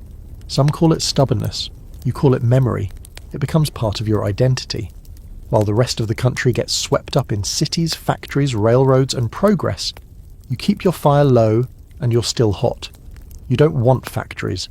You want a world where your hands still matter, where your worth isn't measured in banknotes but in how many winters you've survived, how many debts you've repaid, how many family members you've fed. And then, because history has a twisted sense of humour, Prohibition rolls in a century later like a tidal wave, and suddenly the whole nation joins you in illegal drinking. What they called crime, you called Tuesday. Now everyone's sneaking liquor under coats, hiding it in car trunks and acting like they invented rebellion. But you were here first. You kept the flame burning when no one else dared. The country went dry and you didn't even notice. Scholars argue about the true scope of the Whiskey Rebellion. Was it really a widespread uprising, or just a few rowdy pockets of resistance? But they miss the point. The point isn't whether you overthrew a government. The point is that you said no, loud enough and often enough that the government had to think twice. And that's the story of your people, really. Not conquest, not victory, but defiance. Long, slow, quiet defiance. You never asked for power. You just asked to be left alone. But when they came for your livelihood, you reminded them that being left alone isn't the same as being weak. You're not weak. You're a stone in the stream refusing to be moved. You're a fire in a hollow log burning long after the surface goes dark. And as long as the still runs, the mountains hum with your answer. No, not here. Your voice starts to sound different. Somewhere between the wagon road and the whiskey still, between the cornrows and the camp meetings, your accent begins to warp. Not by force, not on purpose. It just happens. It stretches and bends, borrowing syllables from the land itself. The way you speak isn't like the folks in Boston, or even the people a few counties east. It's something else now. You don't hear it at first. To you, it sounds normal. But when strangers visit, and they do sometimes, they tilt their heads when you talk, like they're tuning in a foreign station. You say yonder instead of over there. You don't say you all, you say y'all. And then, eventually, even that starts to slide into just ye, or youans, depending on which mountain hollow your people come from. Words clip shorter, vowels go longer, and whole phrases show up out of nowhere. Might could, fixing to, ain't never. Grammar rules bend and snap like frostbitten twigs, and you don't lose sleep over it. You're not speaking for their approval, you're speaking for efficiency. And yet, there's beauty in it. The way you turn a phrase is less about correctness and more about flavour. Your metaphors come from the land, from livestock, from moon phases and mountain lore. Someone who talks too much is windier than a sack of busted whistles. A liar would climb a tree to tell a fib when he could stand on the ground and tell the truth. You don't just say it's raining, you say it's coming down like a cow peeing on a flat rock. Colourful? Yes. Understandable? Only if you live here. This isn't just slang, it's a dialect. A full-blown Appalachian English formed in isolation, fermented in oral tradition, and flavoured by centuries of Scots-Irish rhythm. Linguists still scratch their heads over it. They hear echoes of Elizabethan English tucked into your sentences, like time forgot to sweep through these hills. Some scholars argue that your dialect preserves older forms of English lost elsewhere. Others think it's something entirely new, a stew of Border Scots, Ulster brogue, and pure Appalachian invention. Either way, it confuses outsiders, and you wouldn't have it any other way. It's not just the sound of your speech either, it's the stories you tell with it. You talk in circles sometimes, the way your grandfather did. You don't just say what happened, you build up to it, meandering through side characters and weather conditions, until finally you drop the punchline or the lesson like a boulder in a creek, and people listen, not because they're impatient for the end, but because the winding road is the point. You don't tell stories to get somewhere, you tell them to remember where you've been. Your folklore is thick and strange. There are ghosts, of course, always ghosts. Women in white who wander near creeks, lights that flicker on ridge tops and then vanish when you chase them. You've got haints, boogers, and witches who can stop a man's heart with nothing but a stare. You don't believe in all of it, but you also don't not believe. You hang horseshoes above doors, you don't whistle at night, you leave a biscuit out for something that might be watching, just in case. Then there are the codes, ways of speaking that outsiders will never break. You say, he's not right, and people know what that means. You say, she's touched, and no one needs details. When someone's gone wrong in the head, you don't use clinical terms, you use kindness, or at least Appalachian kindness, which often comes laced with blunt truth. You don't say someone died, you say they passed. You don't say someone's pregnant, you say she's expecting, or in a family way, or if you're really feeling poetic, caught herself. It's a world built on shared context. You don't need to explain everything, because the people you're talking to already know. They've lived the same weather, fought the same land, buried the same kind of dreams. So when you say, the Lord willing and the creek don't rise, they don't ask which creek or why. They just nod, because that's how you say, I'll try, but who knows what tomorrow brings. But that code works both ways. It keeps you close, and it keeps outsiders out. They come up here with clipboards and questions, and they leave with half answers and headaches. They try to record your speech, break it into syllables and rules. But what they don't get is that it's not just language, it's survival. It's how you tell who belongs and who doesn't, who understands silence, who can hear everything that's not being said. Because here, silence is sacred. You don't fill the air just to fill it. When a man sits on the porch for 2 hours and only says 3 words, that's not awkward. It's normal, comfortable even. It means there's no pressure to perform. You talk when you have something to say, and when you don't, you let the wind do the speaking, or the creek, or the crickets. You learn to listen, not just to words, but to tone, to rhythm, to the space between things. And sure, you've got a temper, everyone knows that, but you also have humour, dry as cornbread and sharp as a whip.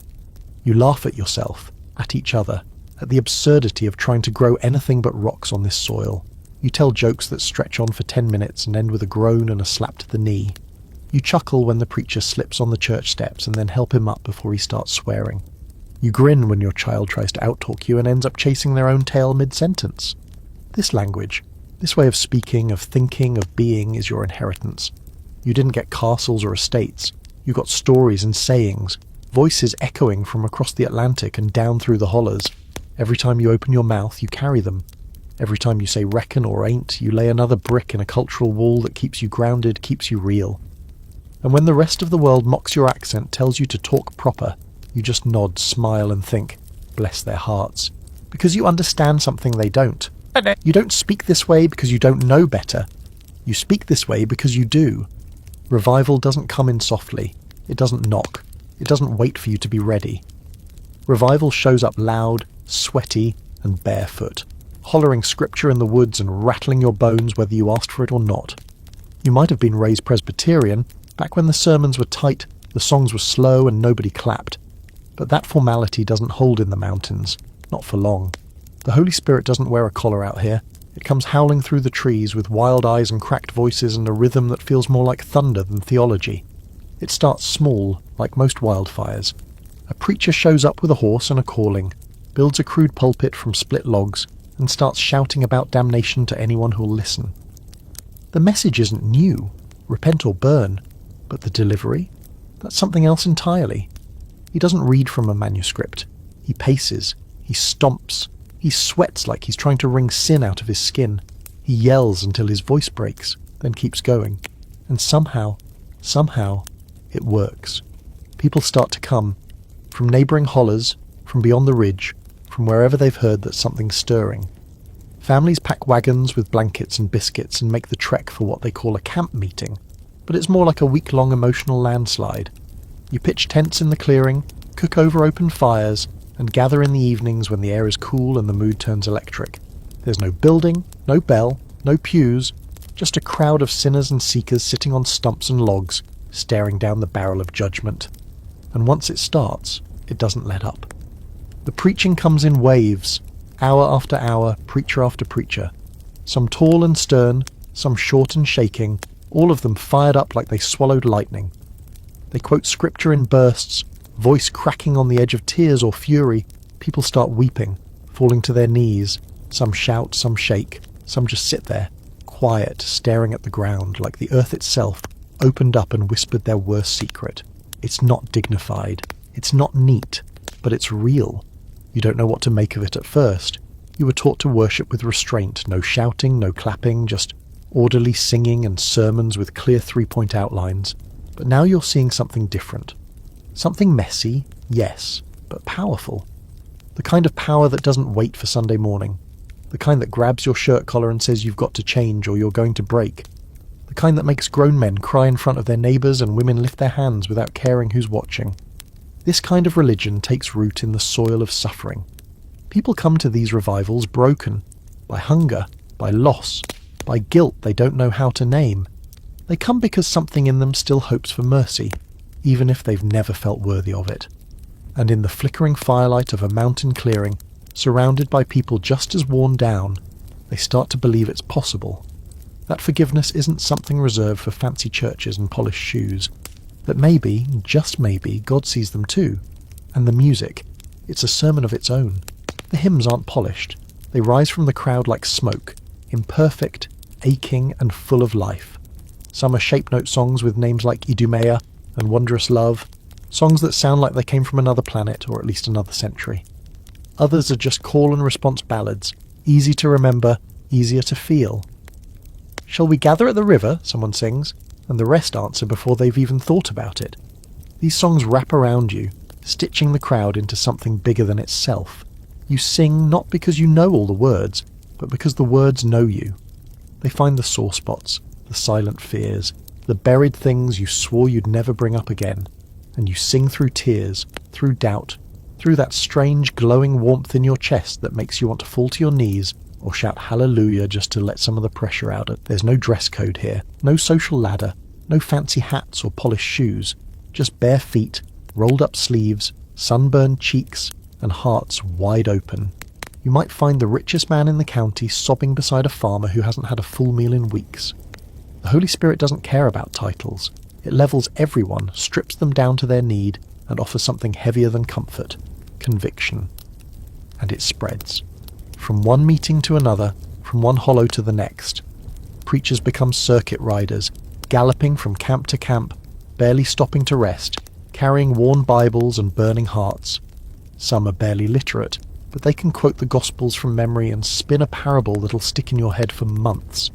Others are educated, sure, but out here, the measure of a preacher isn't his schooling. It's how many people fall to their knees when he says, "Come forward." This isn't a religious movement in the way people talk about them in history books. It's not centralized.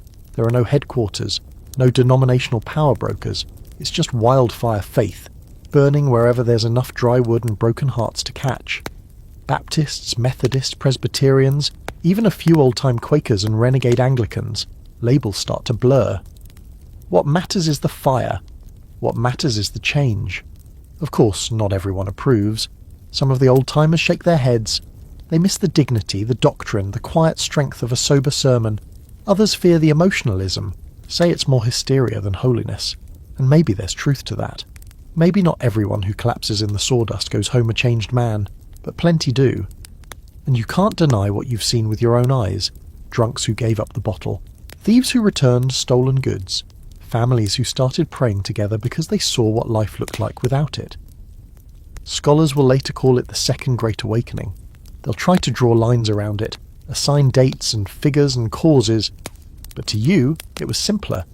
It was a moment when heaven bent down close to the mountains and whispered, "Even here." And in that whisper you found a kind of hope you didn't think belonged to people like you. Not city folks, not preachers' sons, but you. Just a sinner from a crooked ridge, singing in the dark. You don't call it a temper. To you, it's just the way things are handled. If a man crosses a line, you draw one deeper. If someone wrongs your family, you don't take it to a courthouse. You take it to their front porch. And if he won't come out, well, there's always next time. It's not about violence, not really. It's about a code. One older than these ridges. One carried over from clan fights and cattle raids in Scotland, hardened in the fields of Ulster, and sharpened even more on this side of the Atlantic, where the law is either too far away or too late. And sure, maybe it is a temper, but it's a practical one, a survival instinct. You didn't make it this far by letting things slide. You speak plain, hit hard, and remember who owes who. That memory of yours, longer than a snake's shadow in August, that's what keeps your people alive. Because out here, reputation is currency. If folks think you'll tolerate being pushed around, they'll do it again. And if they think you've got a spine made of hickory and hands that know how to grip a rifle stock, they'll think twice. It starts early. You see it in your grandfather, who tells stories with his jaw clenched, like the past is something he's still chewing. You hear it in your mother, who doesn't flinch when a rooster pecks her shin, just grabs it by the neck, whispers something that sounds suspiciously like a prayer and a threat, then goes back to hanging laundry. You learn that nothing comes easy, that people will take advantage if you let them, and that a slow burn lasts longer than a loud flame. Feuds aren't just myths in this part of the mountains, they're family history. You can walk past a field and hear, "That's where Jesse Taylor and that McNeely boy squared off in '89. You don't ask which 89, they all know which one. Some fights last for generations, passed down like heirlooms, names whispered at the supper table with a scowl. You don't even remember what started it. Something about a fence, a pig, a wedding gone wrong. Doesn't matter now. What matters is that your name was spoken in anger, and that sticks harder than pine sap. You're taught to handle it quiet if possible. Public feuding's a last resort. Better to send a message with silence, with a cold shoulder at church, with a mysteriously downed tree blocking someone's trail. You learn how to send a warning without saying a word. A rooster left on a doorstep, a carving in a fence post. Even the way you stand, arms crossed, eyes level, jaw set, can say more than a sermon. But when it does go loud, it goes real loud. Gunfire echoes through hollers like thunder with bad manners, and suddenly folks are choosing sides. Not because they want to, but because blood runs thicker than reason, and sometimes choosing not to take a side is more dangerous than the feud itself. Everyone knows the rules. Keep your mouth shut, keep your kids close, and don't be caught in the wrong place when tempers boil. Still, even in the middle of a long-running feud, you know how to draw a line. There are things you don't do. You don't harm women or children. You don't burn a man's house unless he's in it and asking for it. You don't drag it into the church or the cemetery. Those places are off limits, neutral ground. Even a blood feud has boundaries. You may have a temper, but you're not a monster. That's the part outsiders don't get. They hear about Appalachian feuds and picture wild-eyed hill folk shooting from behind moonshine barrels, just for the thrill. But that's not it. It's not about thrill. It's about pride, about justice, about being wronged so many times that eventually you decide to handle things your own way. Because nobody else will. Because the law doesn't come up your road unless someone's already dead. And sometimes, not even then. Some of the most famous feuds in history, the Hatfields and McCoys, for example, aren't just stories to you. They're blueprints, warnings, evidence that when the anger goes unchecked, it consumes everything. Land, family, reputation. You know that danger well. You've seen it. A cousin buried before his time, a neighbour who disappeared after taking the wrong side, and you ask yourself, is it worth it? Sometimes the answer is no, so you let it go, slowly, quietly. You shake a hand after years of not speaking. You wave from the road one morning instead of pretending not to see each other. It doesn't mean you've forgotten. It just means you're tired, of blood, of grudges, of the weight of generations grinding down your shoulders. Even the proudest folks get tired.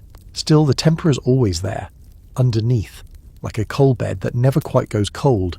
It's why you're quick to defend someone who can't defend themselves, why you step in when the law looks the other way, why you're ready to square up if someone talks sideways about your sister, or your kin, or the way your people live. You know violence isn't noble, but sometimes it's necessary. And when it is, you don't hesitate. People often mistake that readiness for savagery. They write you off as backward, barbaric. But they miss the code behind the temper, the honour, the loyalty, the unwritten rules that hold your community together when everything else falls apart. You might raise your voice, but you also raise barns. You might clench your fists, but you also open your door to neighbours in need. The temper is just one tool in your belt, used sparingly but effectively. And if someone calls you hot-headed, you don't argue. You just smile. Because if they think that's all you are, they don't know you at all. Family matters more than anything else out here. It's not a saying, it's a law. Older than any court, stronger than any sheriff, and more binding than any preacher's vows. In these mountains, when things fall apart, and they will, it's your kin who patch you up, feed you, or bury you, depending on the outcome. So you keep them close. Sometimes a little too close. And if that means marrying your second cousin because the nearest non-relative lives 2 ridges over, and your mule's too stubborn to make the trip, well, so be it. You don't exactly advertise that part, of course, but it's not the scandal outsiders make it out to be. In a world where travel is hard, strangers are rare, and community grows slow like moss on stone, options are limited. It's not about keeping bloodlines pure or any highborn nonsense. It's about proximity. If you share a family name with half the county, someone's bound to end up marrying a cousin. That's not depravity. That's math. Besides, it's not always blood that makes a person kin. It's loyalty, shared sweat, shared grief.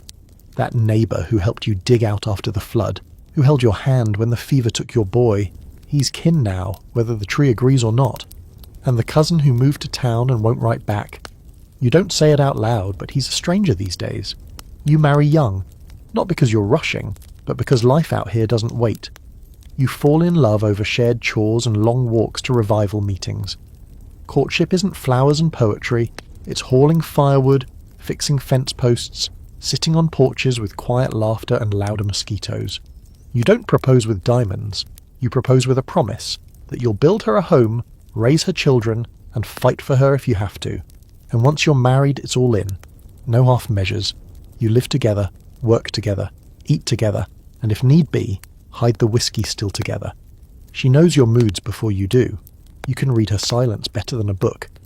Marriage isn't some romantic fantasy. It's a survival pact, built on equal parts affection, endurance, and a mutual agreement to ignore each other's more annoying relatives. Your household fills up fast. Children come like seasons, regular, unpredictable, and sometimes unwelcome in their timing. You love them fiercely, though you don't always say it out loud. That's not your way. Your love comes in actions, splitting wood so they stay warm, showing them how to trap rabbits, letting them sip watered-down whiskey when they're sick. When you tell your son he did a good job, that's currency. When you tell your daughter she's strong, that's armour. You raise them to be useful, not just because you need the help, but because you know the world won't be kind to them. You teach them how to plant, how to shoot, how to lie convincingly when a taxman comes asking questions. You teach them how to hold their ground and when to walk away. You don't shelter them from the hard things. You prepare them for them. And family keeps growing. Cousins, aunts, uncles. Your house may be small, but your table stretches as far as it needs to. Sunday dinners spill out onto porches, into yards, with babies on laps and cornbread in every hand.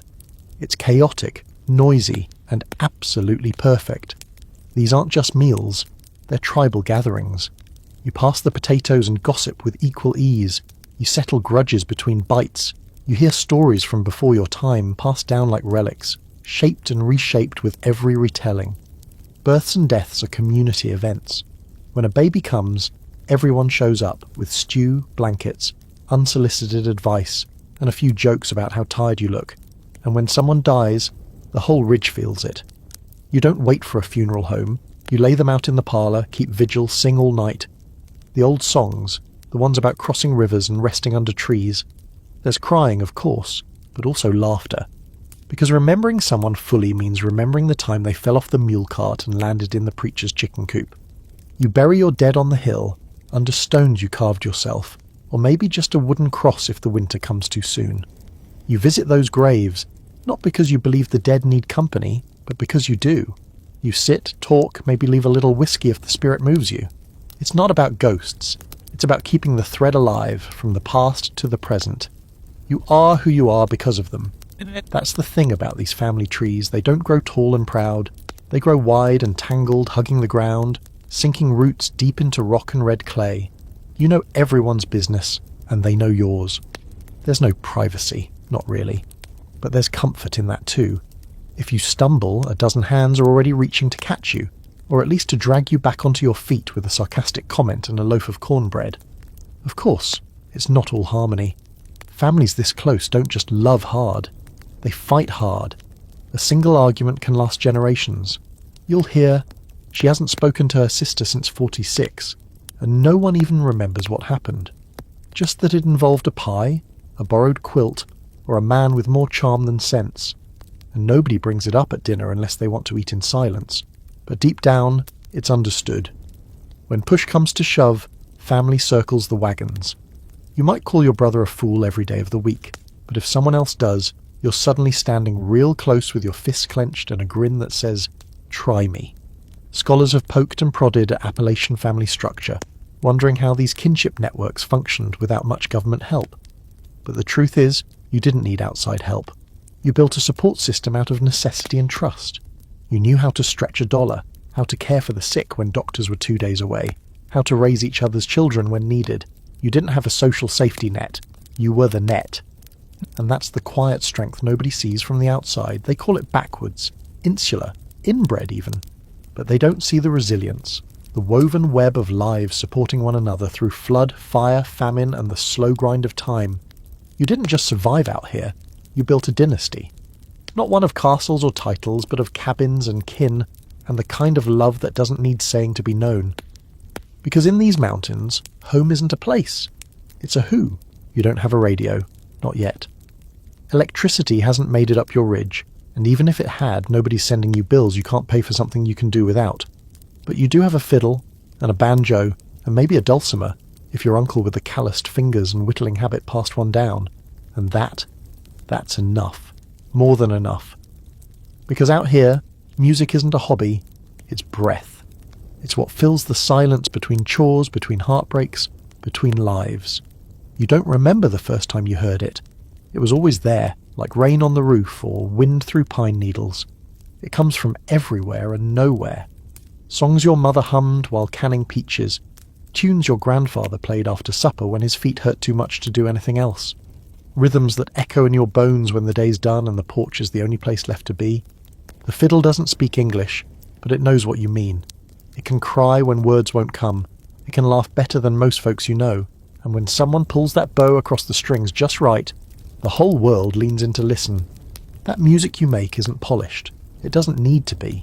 It's crooked like the mountains, raw like fresh chopped wood, and proud like a mule that won't move until it's good and ready. You don't write it down. You live it down. Past hand to hand, knee to knee, and smoky kitchens and fieldside shade. You pick it up by watching, trying, failing, then playing it until your fingers bleed or your soul quiets, whichever comes first. Some of the tunes are old, really old, ballads from across the ocean carried in memory and mouth, passed down through the centuries like family heirlooms. They tell stories of betrayal, of forbidden love, of battles fought with swords instead of words. You don't always understand every line, but you feel them. The shape of them, the ache. A song like Barbara Allen doesn't need translating. Heartbreak sounds the same in every accent, And then there are the reels and jigs, tunes that don't bother with lyrics because they're too busy moving. You tap your feet before you even realise it. Before long, your daughter's up and spinning barefoot in the yard, and someone's keeping time on the porch rail like it's a drum sent by God. These songs don't ask for permission. They demand joy, even when there's not much of it to go around. Now add a banjo. Not that slick 5-string bluegrass banjo you hear on the radio decades later, but an older thing. A rougher, deeper sound that plucks its way out of the dusk like it was born from the hills themselves. Some folks forget that the banjo came from Africa, carried by enslaved hands, shaped in silence and survival. But not you. You feel the ghost of it in every note. Appalachian music isn't just Scots-Irish. It's a stew. A wild, bubbling pot of every culture that climbed these mountains and left something behind. Black, white, indigenous. It all mixes. It has to. Because hardship doesn't discriminate, and neither does rhythm. The dulcimer's a quieter thing. It doesn't holler like a fiddle or thump like a banjo. It hums, like a lullaby wrapped in wool. You play it for babies, for funerals, for long evenings when the world feels too sharp. It's not a flashy instrument, and that's exactly why you love it. It's mountain modest. Like most of your people, it does its job without asking for applause. What you're doing, without knowing it, is laying the foundation for a whole musical tradition. A thing the world will one day call Appalachian folk, then old time, then bluegrass, then country. But you're not chasing a genre. You're chasing truth. You're telling your story in the only language that doesn't lie. No orchestras, no sheet music, just grit and heart and strings. The best music you'll ever hear doesn't happen on a stage. It happens at dusk, on a porch, when someone picks up a fiddle without saying a word and just starts. Maybe a cousin joins on banjo. Maybe someone pulls a jaw harp out of their pocket like a magic trick. Before you know it, you've got 4 generations sitting around sharing the only inheritance that matters, songs that make the hard days bearable, and the good days last a little longer. And those songs evolve. You add verses, steal lines from other families, change the ending because it suits you better. No one minds. That's the rule. The song is alive, and living things change. You might put a gospel spin on an old murder ballad, or turn a fiddle tune into a hymn if the mood feels holy. What matters isn't accuracy. What matters is feeling. If it makes your foot tap or your chest tighten, you keep it. If not, you throw it out with the dishwater. Some songs are silly, about drunken frogs, lazy husbands, or chickens with suspicious habits. Others go so deep you can't even sing the chorus without something catching in your throat. And then there are the songs you don't sing around strangers. The ones about hard times, hunger, grief, and things that happened on cold nights when the lantern went out and nobody could speak of it afterward. Those songs are private, sacred. Maybe you only hum them under your breath while chopping wood. Maybe you don't even realise you're humming until someone looks at you funny and you stop. The world doesn't understand this music. Not yet. It hears twang and thinks backward. It hears banjo and thinks punchline. But the world doesn't know what you know. That this music holds everything. Memory, history, defiance, joy, grief. It holds your people's entire journey, from Scotland's winds to Ulster's fields to these Appalachian ridges where the echoes still haven't died out.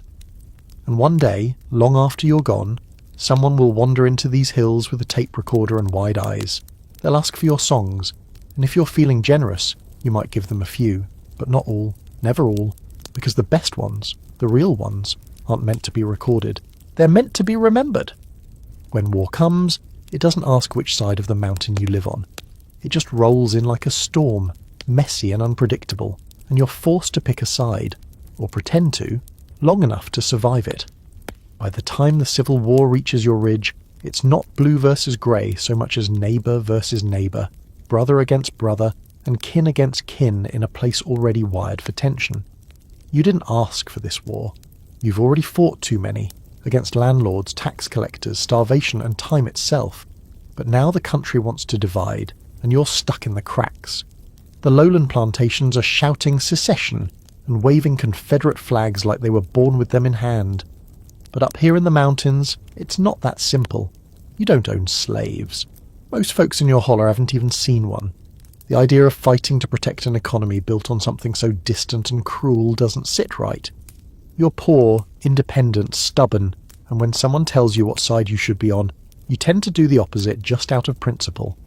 But you're not exactly waving the Union flag either. The federal government has never done much for you except send taxmen and occasionally blame you for being ungovernable. You've lived on your own terms for generations. Now they both come knocking, asking for loyalty, for blood, for sons and brothers and husbands, to march off into a war that barely makes sense when your biggest concern yesterday was a busted plough and a pig that won't stay in the fence. So what do? Some of you sign up for the Union, mostly out of a belief in unity, or just to stop the big plantation owners from getting even more power.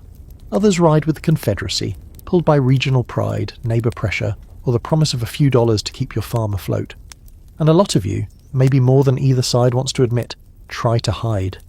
You slip into the trees, you play both sides when you have to, you lie through your teeth, you make promises to recruiters with your fingers crossed behind your back.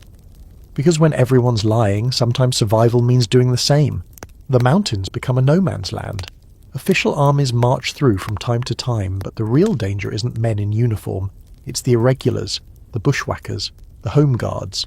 Groups of armed men riding with badges made of tin or none at all, enforcing whatever twisted version of the law suits them that week.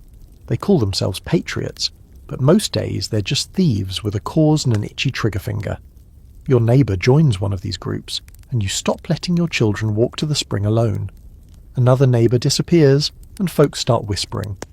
No one trusts anyone completely. Churches go quiet. Even funerals feel tense. You never know who's watching, who's reporting, or who's waiting for a reason to turn you in for a sack of cornmeal and a clean shirt. Sometimes the violence is official. A Union detachment raids your homestead, looking for hidden rebels. They take your mule, your grain, your son if he looks old enough to carry a rifle. Then a week later, the Confederates come and accuse you of aiding the enemy. They take your other mule and burn your shed just for spite. You look at the ashes and wonder which side you're even supposed to hate more. And the worst part? The grief doesn't care what colour uniform your boy was wearing when he died. When the letter comes, or more likely when it doesn't, you stand on your porch, looking out over the ridge, and feel like the world cracked in half and swallowed the better part of you. Maybe he died at Antietam, or Chickamauga, or in a field no one can pronounce. Doesn't matter. He's gone. And the corn still needs planting. The women bear the worst of it. With the men off fighting or hiding, the work falls on them. They tend the crops, butcher the hogs, protect the children, and load the rifle when strangers come up the trail. They grieve in silence, cook without enough salt, and pray with a fury that shakes the cabin walls. They're not fragile, they're forged. Your music changes during the war. The songs get slower, sadder, full of unanswered prayers and names whispered into the dark.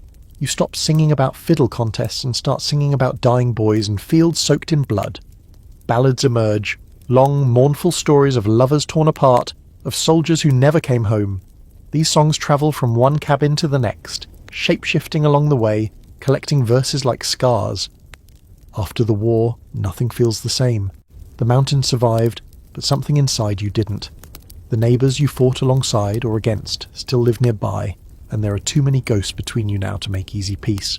Some people pack up and leave, heading west, chasing a new start. Others stay, rebuilding from ashen memory, trying to pretend that what happened can be folded away like a flag. But the war doesn't leave. Not really. It settles in the soil, in the way people avoid eye contact at the general store, in the new names added to the old cemetery. It lingers in the cracks of your front door and the creak of the floorboards at night when you swear you can hear boots outside. You survive because that's what you do, but surviving ain't the same as forgetting. And years later, when some outsider rolls in asking about your Civil War loyalties, you just squint at them and say, well, that's a complicated thing, because it is. Because you weren't fighting for slavery or even for Lincoln. You were fighting for the right to live, to keep what little you had, to protect your family from armies that all seem to wear the same hungry expression. Historians still don't quite know what to do with Appalachian war stories. They don't fit neatly into their maps and timelines. The loyalties are too tangled, the motives too messy. But that's the truth of it. In these hills, the Civil War wasn't about flags.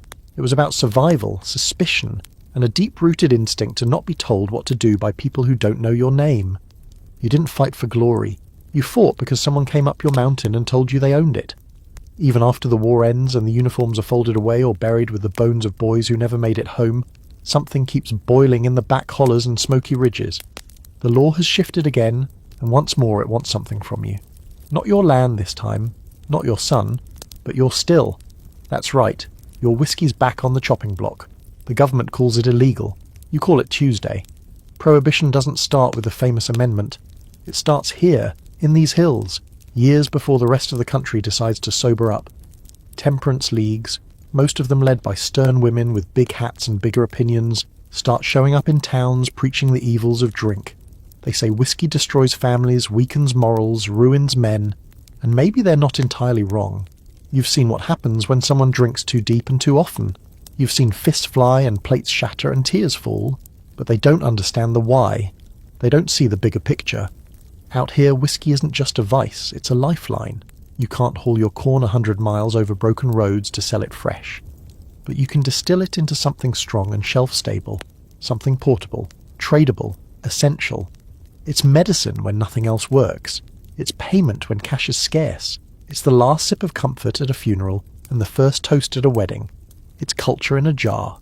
So when the laws get tighter and the whispers start, the revenuers are coming. You don't panic. You adapt. You move your still deeper into the woods. You dig it into the side of a hill, line the trail with twigs that snap just so when someone unfamiliar walks through. You keep the fire low, the operation silent, and if they do find it, well, it's not like you're going to just hand it over. Moonshining becomes more than a secret. It becomes a statement, a full-bodied, high-proof declaration that you will not be told what to do by people who don't know what it took to survive up here. You work too hard for your food, your family, your pride. You're not going to surrender your independence because some city councilman read a pamphlet. And oh, the revenuers. Those poor souls riding up from the lowlands in government-issued boots, thinking they can sneak around in country they've never studied. They don't know the trails. They don't know which dogs bite and which are trained to bark at strangers. They don't know that down by the creek actually means nowhere near the creek. You speak in riddles when they ask questions.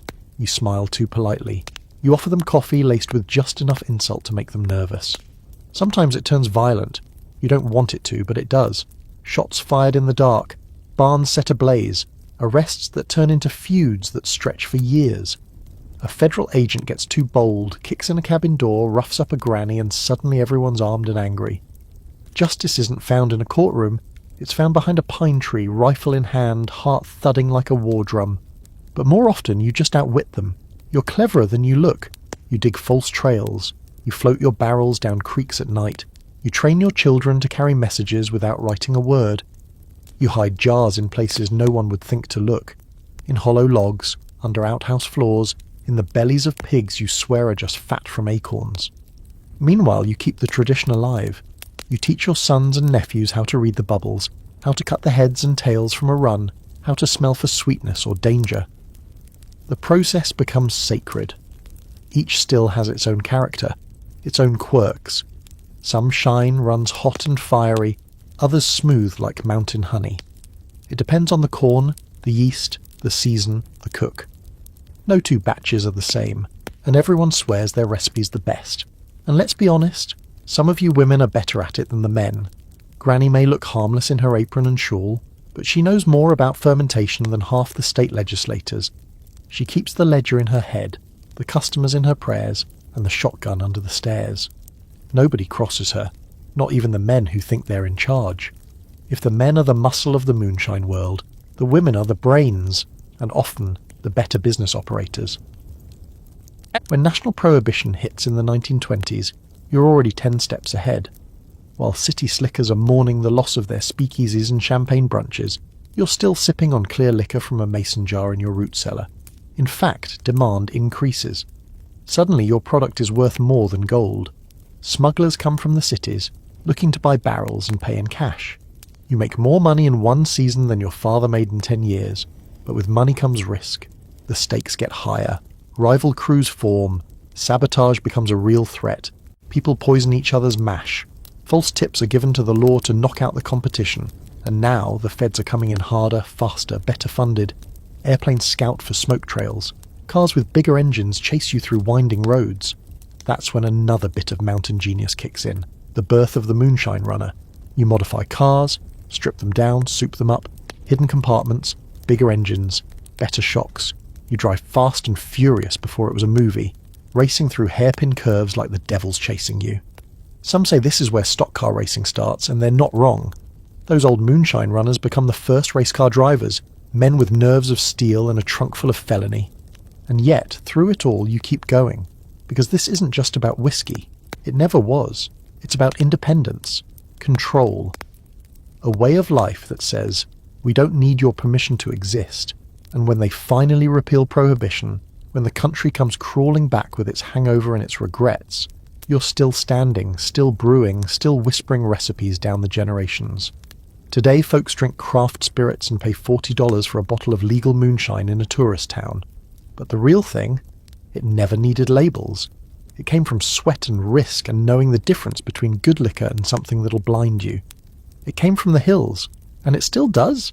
There's always someone coming in with a clipboard and a plan. Some man in a coat too clean for real work, talking fast about progress and opportunity, like you haven't been surviving just fine without either. He walks your ridge with shiny shoes and soft hands, pointing at the ground like it's a blank slate. But to you, this isn't blank. It's family. It's memory. It's buried ancestors and sweat-soaked roots, and a hard-won kind of peace that only comes from making your own way. And yet he sees none of that. What he sees is coal. Turns out, what's beneath your feet is worth something. More than something. It's everything to the outside world. Black gold, they call it, though it don't shine and it don't glisten. Still, it fuels their cities, their factories, their bright electric lights. And now they want yours. They don't say it like that, of course. They say investment. They say jobs. They say modernization. But what they mean is, we're taking your mountain. It begins slow. A few men show up offering cash for mineral rights. They act friendly, call you sir, tip their hats to your wife. The contracts are long and full of words you've never seen before, but they promise you won't even notice the mining. Just a little digging, they say. Won't bother the surface. You'll still have your land. And the money? Well, it sounds good. Too good. You've got a leaking roof, a busted plough, and 4 kids who've outgrown their shoes. So you sign. Later you'll find out mineral rights means they own what's under your land. And sometimes, if they want to get to it bad enough, they'll find a way to take what's on top too. That's how it starts. Then the machines come. Loud, strange beasts with metal jaws and endless hunger. They tear into the hills like they're peeling an orange, scraping away topsoil, trees, creeks, anything in their way. They call it strip mining. You call it a desecration, a violation. The mountain you were raised on starts disappearing, hauled away truckload by truckload. The air turns strange. Dust hangs heavy, tastes bitter on the tongue. The water runs darker. You can't always see the coal, but you can feel it, settling into your lungs, your wells, your children's coughs. And the company men? They're nowhere to be found now. They've moved on to the next ridge, the next contract. You're left with a cheque that's already gone and a view that looks like something died. Of course, they don't all strip mine. Some go deep, tunnelling into the earth like moles with dynamite. The company builds towns around the shafts, tight little rows of houses all painted the same, with general stores that charge whatever they please and pay you in company scrip instead of cash. You work 12 hours a day for wages that barely feed your family, then spend it all at the store owned by the same men who sign your paycheck. It's a loop, and you're caught in it. The work is brutal. It chews you up. The dust alone will ruin your lungs by 40. The accidents, cave-ins, gas leaks, explosions take more than a few good men every year, and the company always has a line of replacements waiting. Desperate boys with calloused hands and no better options. You bury your friends in shallow graves and go back down the shaft the next morning, because that's just how it is. Some folks take pride in the work. You can't blame them. There's something honest in earning your keep with your body, but you can't help but notice who gets rich and who gets buried. The owners live far away, in cities with clean air and manicured lawns. They never set foot in the mines, never visit the widow trying to raise 5 children on a pension that wouldn't feed a dog. They get the profit. You get the black lung, so you start to fight back. Quietly at first. You talk to your neighbours, you grumble about the store prices, the unsafe shafts, the script that isn't worth the paper it's printed on. Then someone uses a dangerous word, union. That's when things really heat up. Organising means risk. The company doesn't like it. The sheriffs don't like it. The men in Washington who profit from cheap coal definitely don't like it. If you even whisper about forming a union, you might find yourself fired, evicted, or worse. But you do it anyway. Because sometimes a man's got nothing left to lose but his chains, and the fights get real violent, strikes turn into shootouts. The company hires private detectives, Pinkertons and Baldwin Felts agents who treat you like enemy combatants instead of workers asking for dignity. They raid your homes, beat your leaders, throw your families out into the cold. At Blair Mountain in West Virginia, the fight gets so big they call in the US Army. Planes drop bombs on American soil, on your soil, just to stop miners from organising. They call it a rebellion. You call it Tuesday. Women join the fight. They march, protest, even take up arms. Mother Jones becomes a legend, travelling from camp to camp, stirring fire in the bellies of men who thought they were too tired to keep fighting. She calls out company men by name. She isn't afraid. And neither are you. Not anymore. Eventually you win something. Not everything. Not nearly enough, but something. Better wages, safer conditions, recognition, a seat at the table, even if it's the smallest chair in the corner. But you pay for it. In blood, in time, in sons who never made it home, in a landscape scarred beyond repair. Scholars will debate whether the coal companies built Appalachia or bled it dry. You already know the answer. They came in with promises, left with your mountains in their pockets, and blamed you when the land stopped producing. But you endured. You always do. You built lives on broken ground. You found joy in stolen moments and Sunday suppers and the music that kept rising even as the mountain fell. And long after the last shaft is sealed, long after the last strip mine is abandoned, the land remembers, the creeks try to heal, the trees come back, slow but stubborn, and in the silence your children learn what you always knew. You are more than what they came to take. The schools come late. They arrive after the mines, after the logging camps, after the church houses and courthouses, when someone finally decides that maybe children in the hills deserve to read something besides seed catalogues and tombstones. The buildings are simple, usually just one room with a bell on top and cracks between the floorboards, wide enough to lose a pencil in. A potbelly stove in the middle groans all winter long, and you can still see your breath during morning lessons. But it's something. It's a start. You walk miles to get there, through mud, snow, and poison ivy. No one drives you. You carry your books in a flour sack or under your arm, along with a biscuit or leftover cornbread wrapped in wax paper. Attendance depends on weather, chores, and whether your father needs help splitting wood that day. School isn't the priority, life is. But when you can make it, you go. Not for grades, not for futures, but for possibility. The teacher's barely older than the oldest students. Sometimes she's a local girl who learned just enough herself to teach others. Sometimes she's a stranger from the outside world, wide-eyed and underpaid, dropped off by the mission board or the state with a suitcase full of chalk and optimism. If she's smart, she learns fast to adjust her expectations, because here, kids don't sit still, don't know Latin, and don't care about grammar when their boots have holes and their bellies are growling. But they're smart, sharp as a fox with its tail in a trap. Give them a reason, and they'll latch onto learning like a dog on a bone. You might not speak proper, might not spell every word right, but you understand rhythm, story, numbers, weather, time. You know how to measure corn by the handful and track the seasons by smell. The teacher catches on, if she's worth her salt. Start with what they know, then stretch it.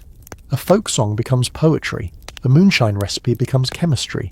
A family tree turns into a history lesson. Books are precious.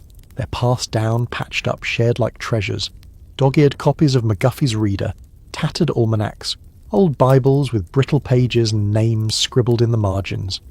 You read slowly at first, stumbling over syllables like stones in a creek. But then one day, it clicks, and suddenly a new world opens up, one with more colours than even an autumn ridge. Not everyone learns to read. Some never get the chance. Others just don't see the point. If you're going to work in the mines like your daddy, why waste time with Shakespeare? But those who do learn never forget the way it changed them, not just because it brought the world closer, but because it proved something, that your mind is just as sharp as any city boy's. Sharper, maybe. Then come the missionaries. They don't just bring God, they bring systems, standardized education, formal curriculum, rules about who teaches what, how, and when. Some of it helps, some of it feels like a choke collar. You're taught that your dialect is incorrect, your customs are quaint, and your songs are just hillbilly nonsense. They say you need to be civilised, as if dignity wears a necktie and lives in a school district. But you know better. You know that just because your grammar is crooked doesn't mean your thoughts are. You can tell a better story than any textbook. You can recite family history going back 5 generations without blinking. So you take what's useful and leave the rest. That's always been your way. Still, the idea of education starts to catch hold. Enough that some parents begin choosing school over chores. Enough that a few bright-eyed kids make it all the way to high school, real high school, in a town with paved roads and indoor plumbing. They come back changed, wearing store-bought shoes and quoting presidents. Sometimes they're admired, sometimes they're envied, sometimes they don't come back at all. And then, a rare one, usually the preacher's daughter or a coal miner's bookish son, makes it all the way to college. That word sounds almost mythical in these hills, like something whispered in stories. College means more than learning. It means escape, freedom, maybe even prosperity. But it also means distance. And distance in a place built on closeness can be dangerous. Some who leave never feel right again. They're caught between two worlds, too polished for home, too homespun for the outside. They come back for funerals maybe, or holidays. They bring gifts, stories, nervous smiles. But you can see it in their eyes. They're drifting, unmoored. You wonder if knowledge came with a price too high. And yet, when your child looks at you and says, "I want to go to school in Lexington," or "I got a letter from Berea College," you nod. Even if your heart hurts, even if you know they may never live on this land again. Education brings new ideas, but it also brings new eyes. Suddenly your people are being written about, studied, filmed. Outsiders with cameras and notepads show up asking questions about your way of life. They treat your moonshine still like a zoo exhibit. They scribble down your sayings and film your ballads like you're the last of an endangered species. It's strange being studied like that. Flattering maybe, but also suspicious. You wonder if they're here to help, or just to gawk. They publish reports about your poverty, your illiteracy, your cultural stagnation. You read those words and laugh bitterly, because they never saw your grandfather build a cabin with no nails. They never heard your sister recite poetry while shelling beans. They never learned to read the land like you did. Still, education doesn't stop.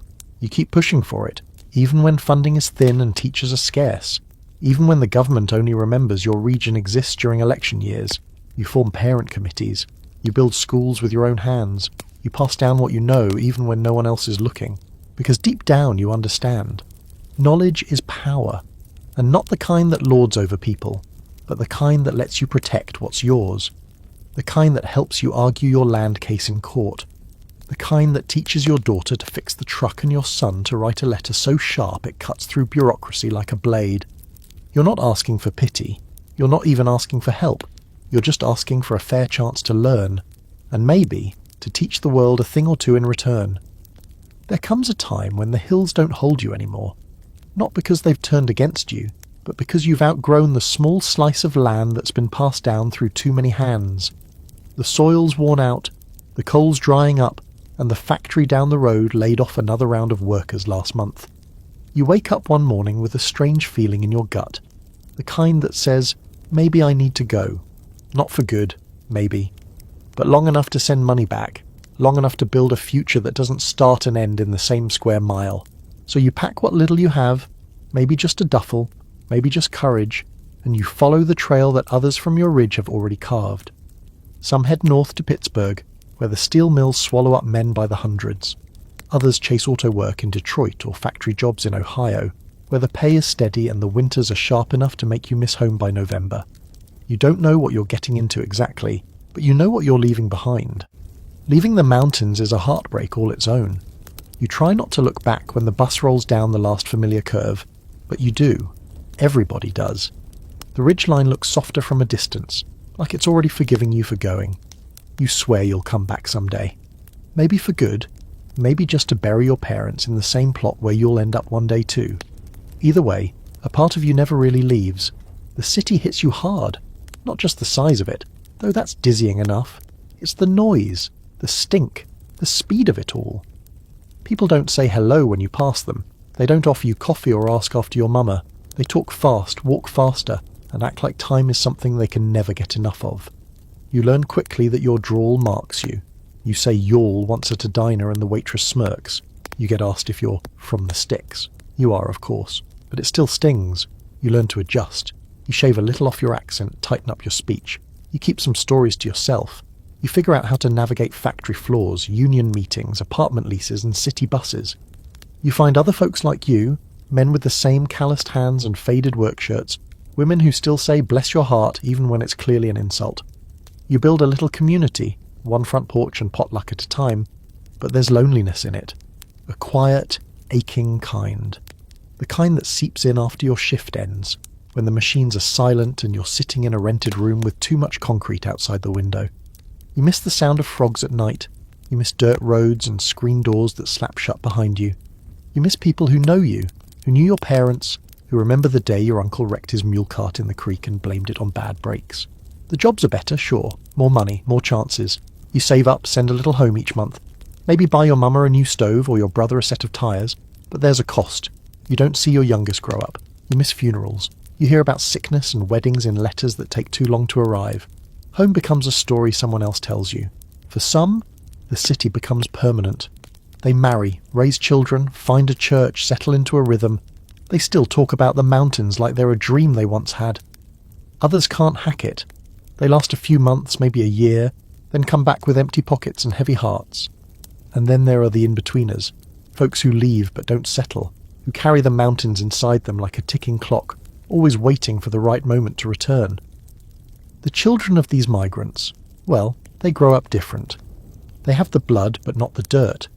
They know how to say Appalachia, but they don't always know what it smells like after a summer rain. Their parents tell them stories, try to keep the old ways alive in city kitchens and Sunday schools, but it's not the same. Still, the stories stick. Sometimes all it takes is one summer visit to a cousin's farm or a funeral in a hollow church to ignite something, a spark of identity, a hunger for home. There's a whole generation raised this way, in between. Some become artists, writers, teachers, trying to translate Appalachian life for a world that's always misunderstood it. Some become activists, defending the old ways, fighting against stereotypes. Others just carry the legacy quietly, cooking cornbread in cast-iron pans and humming mountain ballads to their babies at night. And then, as the years go by, something shifts. The world outside the mountains starts to change. The economy buckles, the factories close, the promises of the cities break like old mason jars dropped on pavement. Suddenly, the life that once seemed backward and limited starts to look, well, resilient, sustainable even. People start talking about local food, self-sufficiency, community, things your people have been doing forever. Now some folks want to go back, not just to visit, but to stay.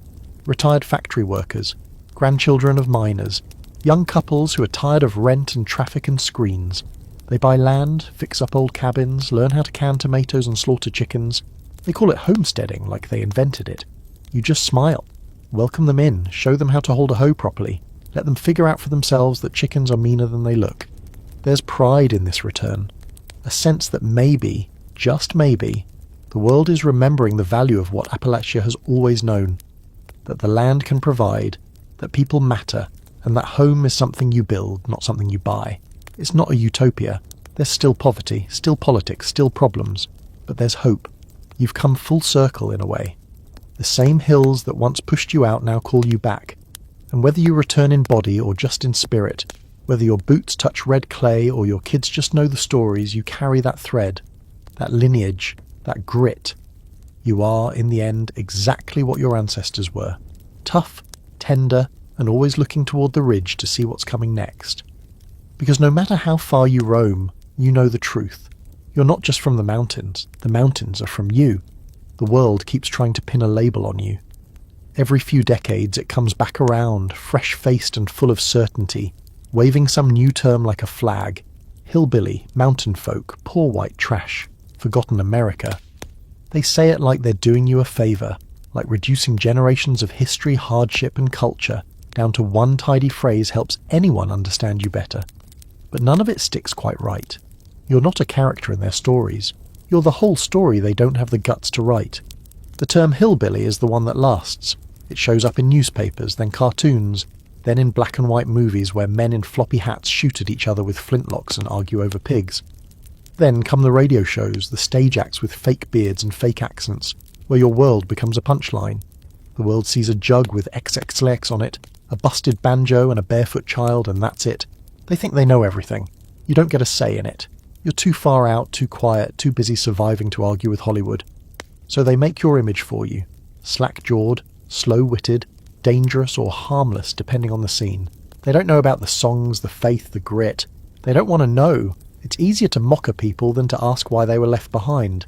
And the thing is, some of your own folks start believing it, internalising it, playing into it. If the world insists on calling you a hillbilly, you might as well lean into the stereotype, laugh along with it, make a little money off the caricature. That's how it spreads. Hillbilly as identity, as rebellion, as resignation. A kind of armour that looks like laughter but hides something bitter underneath. Then comes the television era, and with it shows like the Beverly Hillbillies. It's meant to be funny. Rural folk strike it rich and confuse elevators for magic boxes. America laughs. You watch too sometimes. It's entertaining, sure, but somewhere in your gut something stings. You recognise the accent. You recognise the names, the cabin, the values. It's you, turned inside out and shaken for jokes. And when the war on poverty rolls into town in the 1960s, they bring cameras. They want footage of barefoot children on porches, sagging cabins, toothless grins. They film without context, without compassion. They say they're trying to help, but what they really want is pity. They broadcast your life to the rest of the country like it's a cautionary tale. Look what happens when people fall behind. They don't show the gardens, the music, the strength of a grandmother raising 5 kids while sewing quilts and holding a church together. They don't film the joy, the intelligence, the resistance. Just the broken pieces, the worst angles. It becomes hard to look at yourself after that, like you've been tricked into shame. Still, you don't disappear. You never do. You start speaking up. Writers from the mountains begin publishing books that push back.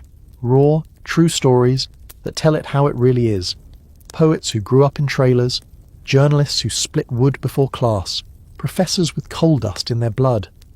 They reclaim the term Appalachian, polish it, sharpen it, remind the world that this region isn't a backwater, it's a cradle of culture, of resistance, of a kind of wisdom you can't learn in college. You learn to hold 2 truths at once. Yes, there is poverty here. Yes, there is struggle. But that is not all there is. And you are not defined by your worst day. You're proud of your accent, your slang, your weird old ways that make people laugh uncomfortably because they sense something powerful behind them. Something unbroken. Art becomes your weapon. Music, as always, carries the load. Now it's not just banjos and ballads, it's protest songs, folk revival, even rock and roll with a mountain backbone. Pain becomes poetry, trauma becomes testimony, and the world starts to listen differently. Not because it finally respects you, but because you refuse to be quiet. Then, in election years, the spotlight swings back around. Pundits talk about you like you're some alien voting bloc. They roll out maps with names like Trump Country and act like they've discovered a lost tribe. They ask why Appalachians vote the way they do, talk the way they do, cling to things the rest of the country discarded. They never ask what they missed, what they took, or how they failed you. So you stop waiting for them to get it. You start creating your own spaces, community radio, independent documentaries, online publications run by people who still smell like wood smoke. You teach your kids to be proud, not pitiful. You name your businesses after ridges and hollers. You wear the word hillbilly like a badge, but on your terms now, not theirs, because you figured something out. When people don't understand you, they try to control you. But if you stay rooted, if you know who you are, they can't pull you up. They can't sell you a new identity. You've already got one. It's woven into your DNA, carved into the sides of your mountains, sung in 4-part harmony at dusk. The scholars keep debating Appalachian identity, whether it's fixed or flexible, cultural or economic, regional or political. You just shake your head. Let them argue. You know what it is. It's your grandmother's hands. It's your uncle's fiddle. It's the way you turn everything into a story, everything into a song. It's the space between grief and humour, between defiance and grace. You may live in a trailer, a cabin, a house with a sagging porch and a satellite dish taped to the side. But you're not backwards. You're not stuck in the past. You're carrying the past and the future too, like fire in your pocket. So let them keep guessing. Let them keep labelling. You've been misunderstood for centuries. And still, you're here. Tourists always come in the fall. That's when the leaves turn loud, like the hills are trying to outdo each other in one last shout before winter. Caravans of minivans and shiny SUVs wind up the roads that were never meant for curves taken fast, their passengers craning their necks at the trees and pointing at barns like they've never seen old wood before. They stop at overlooks, snap a few pictures, and say things like, "It's just so quaint," as if that's all this place ever was, a backdrop for their seasonal awe. You watch them from your porch, coffee in hand, pretending not to notice, but you always notice. Because they look at this land with the wonder of someone stepping into a storybook, while you know every page they skipped. The floods, the fires, the famines, the grit between the roots. They see peace, but you remember the price. Still, tourism becomes another way to survive. It starts small. Handmade signs for apple butter and jams, a few quilts hung on a fence, a teenager with a banjo playing for tips beside the general store. Then it grows. Cabins get rented out to strangers looking for authentic mountain experiences. Craft fairs pop up.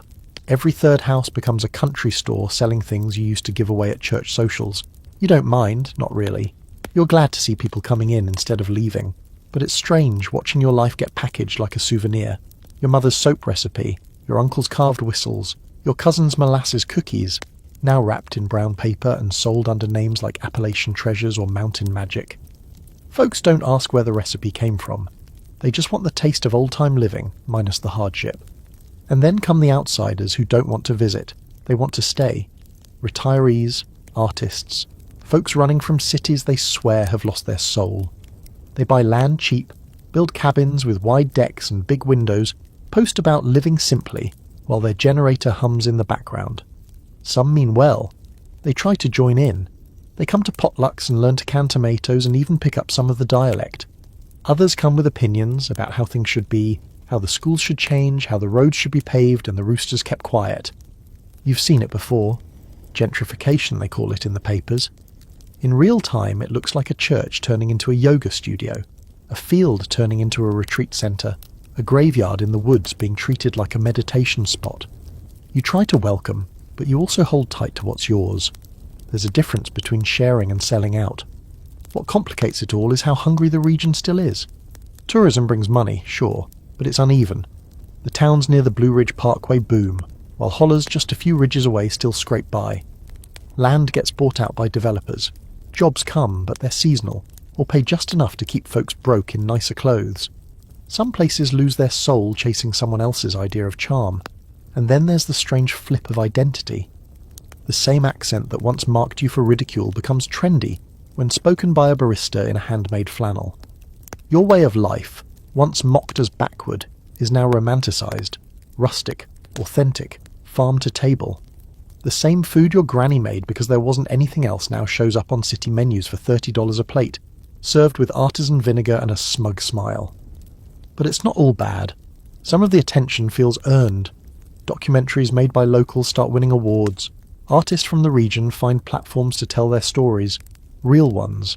Not stereotypes, not pity reels. Just truth, rough-edged and rooted. The folk music you grew up with, sung in kitchens and passed down in breath, finds new life in indie albums and backyard festivals. And when it's done right, when it's done with respect, it feels less like stealing and more like a kind of revival. Young folks start coming back too. Not in droves, not yet, but enough. They bring with them tech skills, fresh eyes, new ideas, but they also carry old hearts. They don't want to turn their towns into cities. They want to make them whole. They build coffee shops with Appalachian poetry on the walls. They organise farmers' markets and teach traditional crafts. They don't ask their grandparents to modernise. They ask to learn. It's a strange blend of old and new now. You have Wi-Fi in a house with a coal stove. You get text messages while gathering eggs. You follow weather apps, but still trust the clouds. Your child Skypes with friends in 4 states, then goes outside to string beans on the porch just like you used to. There's tension, of course. There always is. Not everyone welcomes change. Some folks see outsiders as intruders, not neighbours. Some worry the culture will get watered down, turned into something pretty and pointless. And they're not wrong to worry. But the deeper truth? You've always changed, always adapted. Your people have been absorbing and repurposing and reimagining since the first step off the boat in Ulster. You just prefer to do it on your own terms. The biggest fight now isn't against tourism or outsiders, is against forgetting, against letting your story be told by someone who only visited for a weekend. That's why you keep teaching the songs, telling the stories, cooking the food slow. You let the tourists come and buy their jams, but you also tell your kids the real stories while stirring the pot. You write things down, you record, you archive, you name your daughters after grandmothers and your sons after ridgelines. And when someone asks where you're from, you still say the same thing, with pride in your chest and a smile that knows its own worth. I'm from here. Let them make of it what they will. Eventually someone will ask you what it means to be Appalachian. They'll ask it earnestly, maybe with a notebook in hand or a camera pointed in your face. They'll want a neat answer, something quotable, something they can fit between quotation marks and file under regional identity. And you'll look at them for a long moment, because how do you answer a question like that without lighting a fire you can't put out? You might start with what it's not. It's not poverty, not ignorance, not isolation. Those are just the shadows people see when they squint from a distance. You'll say being Appalachian isn't about being stuck in time, it's about remembering time, carrying it, holding the stories of people who kept going when there was no reason to, when the land itself felt like it might swallow them whole. It's in the way your grandfather said your name with his jaw tight and his eyes soft. It's the way your grandmother moved through a kitchen like a dance, every motion rooted in someone else's memory. It's in the old pictures with no names written on the back, but you know who they are anyway because they look like you. You'll say it's about land, but not just owning it, knowing it. You know which trees flower first and which slope holds snow longest. You know where the deer cross, where the blackberries grow wild, and which rock to sit on when you want the world to make sense again. The land doesn't just surround you, it recognizes you. It has heard your footsteps for generations. Being Appalachian is faith too, not always the church kind, though there's plenty of that, but a deeper kind, a faith that life will go on, that winter will break, that the seeds you plant in spring will rise through the mud, even if last year's didn't, that if you lose something, you'll find something else, that God may not come when you call, but he'll sit on the porch with you when you can't sleep. It's humour, dry and sharp, laughter like a knife slipping between ribs, aimed at the absurdity of surviving in a world that constantly tries to measure your worth in terms you didn't agree to. You learn early on how to joke about hunger, heartbreak and hardship, not to minimise them, but to keep them from owning you. You learn to tell stories that end with a laugh, even if they start with a funeral. It's contradiction. You can be fiercely independent and deeply communal at the same time. You can cuss the government while still flying a flag. You can hate your neighbour one week and fix his roof the next. You can want your kids to leave and also want them to stay forever. You're not simple. You never were. You'll want to explain that poor and Appalachian are not synonyms. Neither are conservative and ignorant. That being rural doesn't mean being small-minded, that some of the smartest people you've ever met never stepped inside a college classroom, but they could build a house from memory, recite 100 years of family history, and spot a lie before the last word left your mouth. Maybe you'll bring up the fact that your people have been used, by companies, by politicians, by storytellers in shiny boots who come to these hills to mine dignity, the same way coal companies mined the land. And yet, they stayed. They endured. They built lives with scarred hands and broken hearts, and a kind of quiet joy that most of the world will never understand. You'll say it's not about nostalgia either. You don't romanticize the past. You know what it cost. You know what the winters were like when the woodpile ran low, what it felt like to bury babies before they had teeth, how your people smiled without having anything to smile about. But you honour the past. That's different. That's essential. It's also not monolithic. You'll tell them there are as many ways to be Appalachian as there are ridges in these mountains. Black Appalachians, queer Appalachians, indigenous Appalachians, immigrant families who found sanctuary in these folds. The region contains multitudes, always has. Anyone who tells you otherwise doesn't know the terrain or the people.